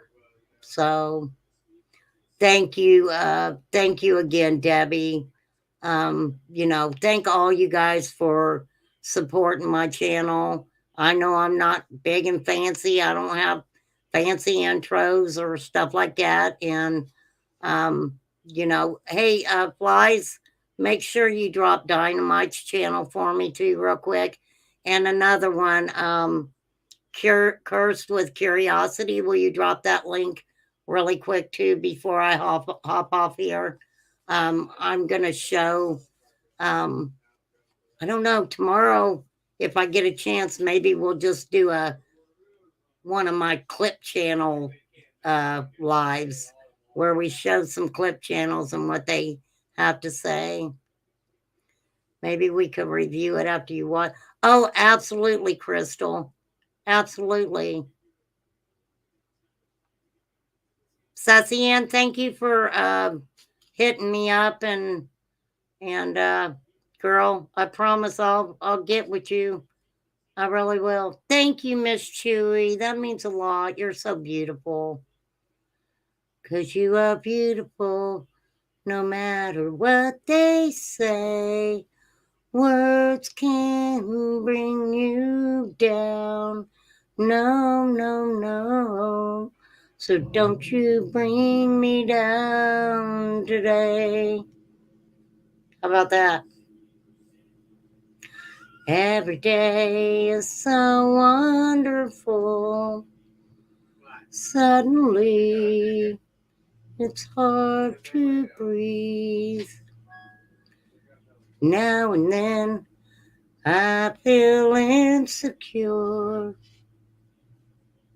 And I don't know the rest, but you are beautiful, no matter what they say. Words can bring you down. Oh, yeah, YouTube's crazy. Thank you, Flies. I forgot. There you go, Miss Chewy. I even sang you a little song. How about that? All right. Peace out, everybody. I appreciate you. Thank you for hanging out with me. Thank you for having a little bit of faith that me and my low budget channel can do something right every once in a while. Thank you, mods. I appreciate you guys so much. You guys are very special to me. I shared it on a Facebook group in this. No, honey, you're fine. I don't. Hey, I'm fine. It's all good in this hood. Okay?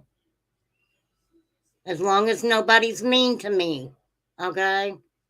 Because then I got to get feisty. All right? Yeah, if somebody's mean to me, I get feisty. I don't run and hide. I'm like, wow. The claws come out. Kind of like a Zilla monster.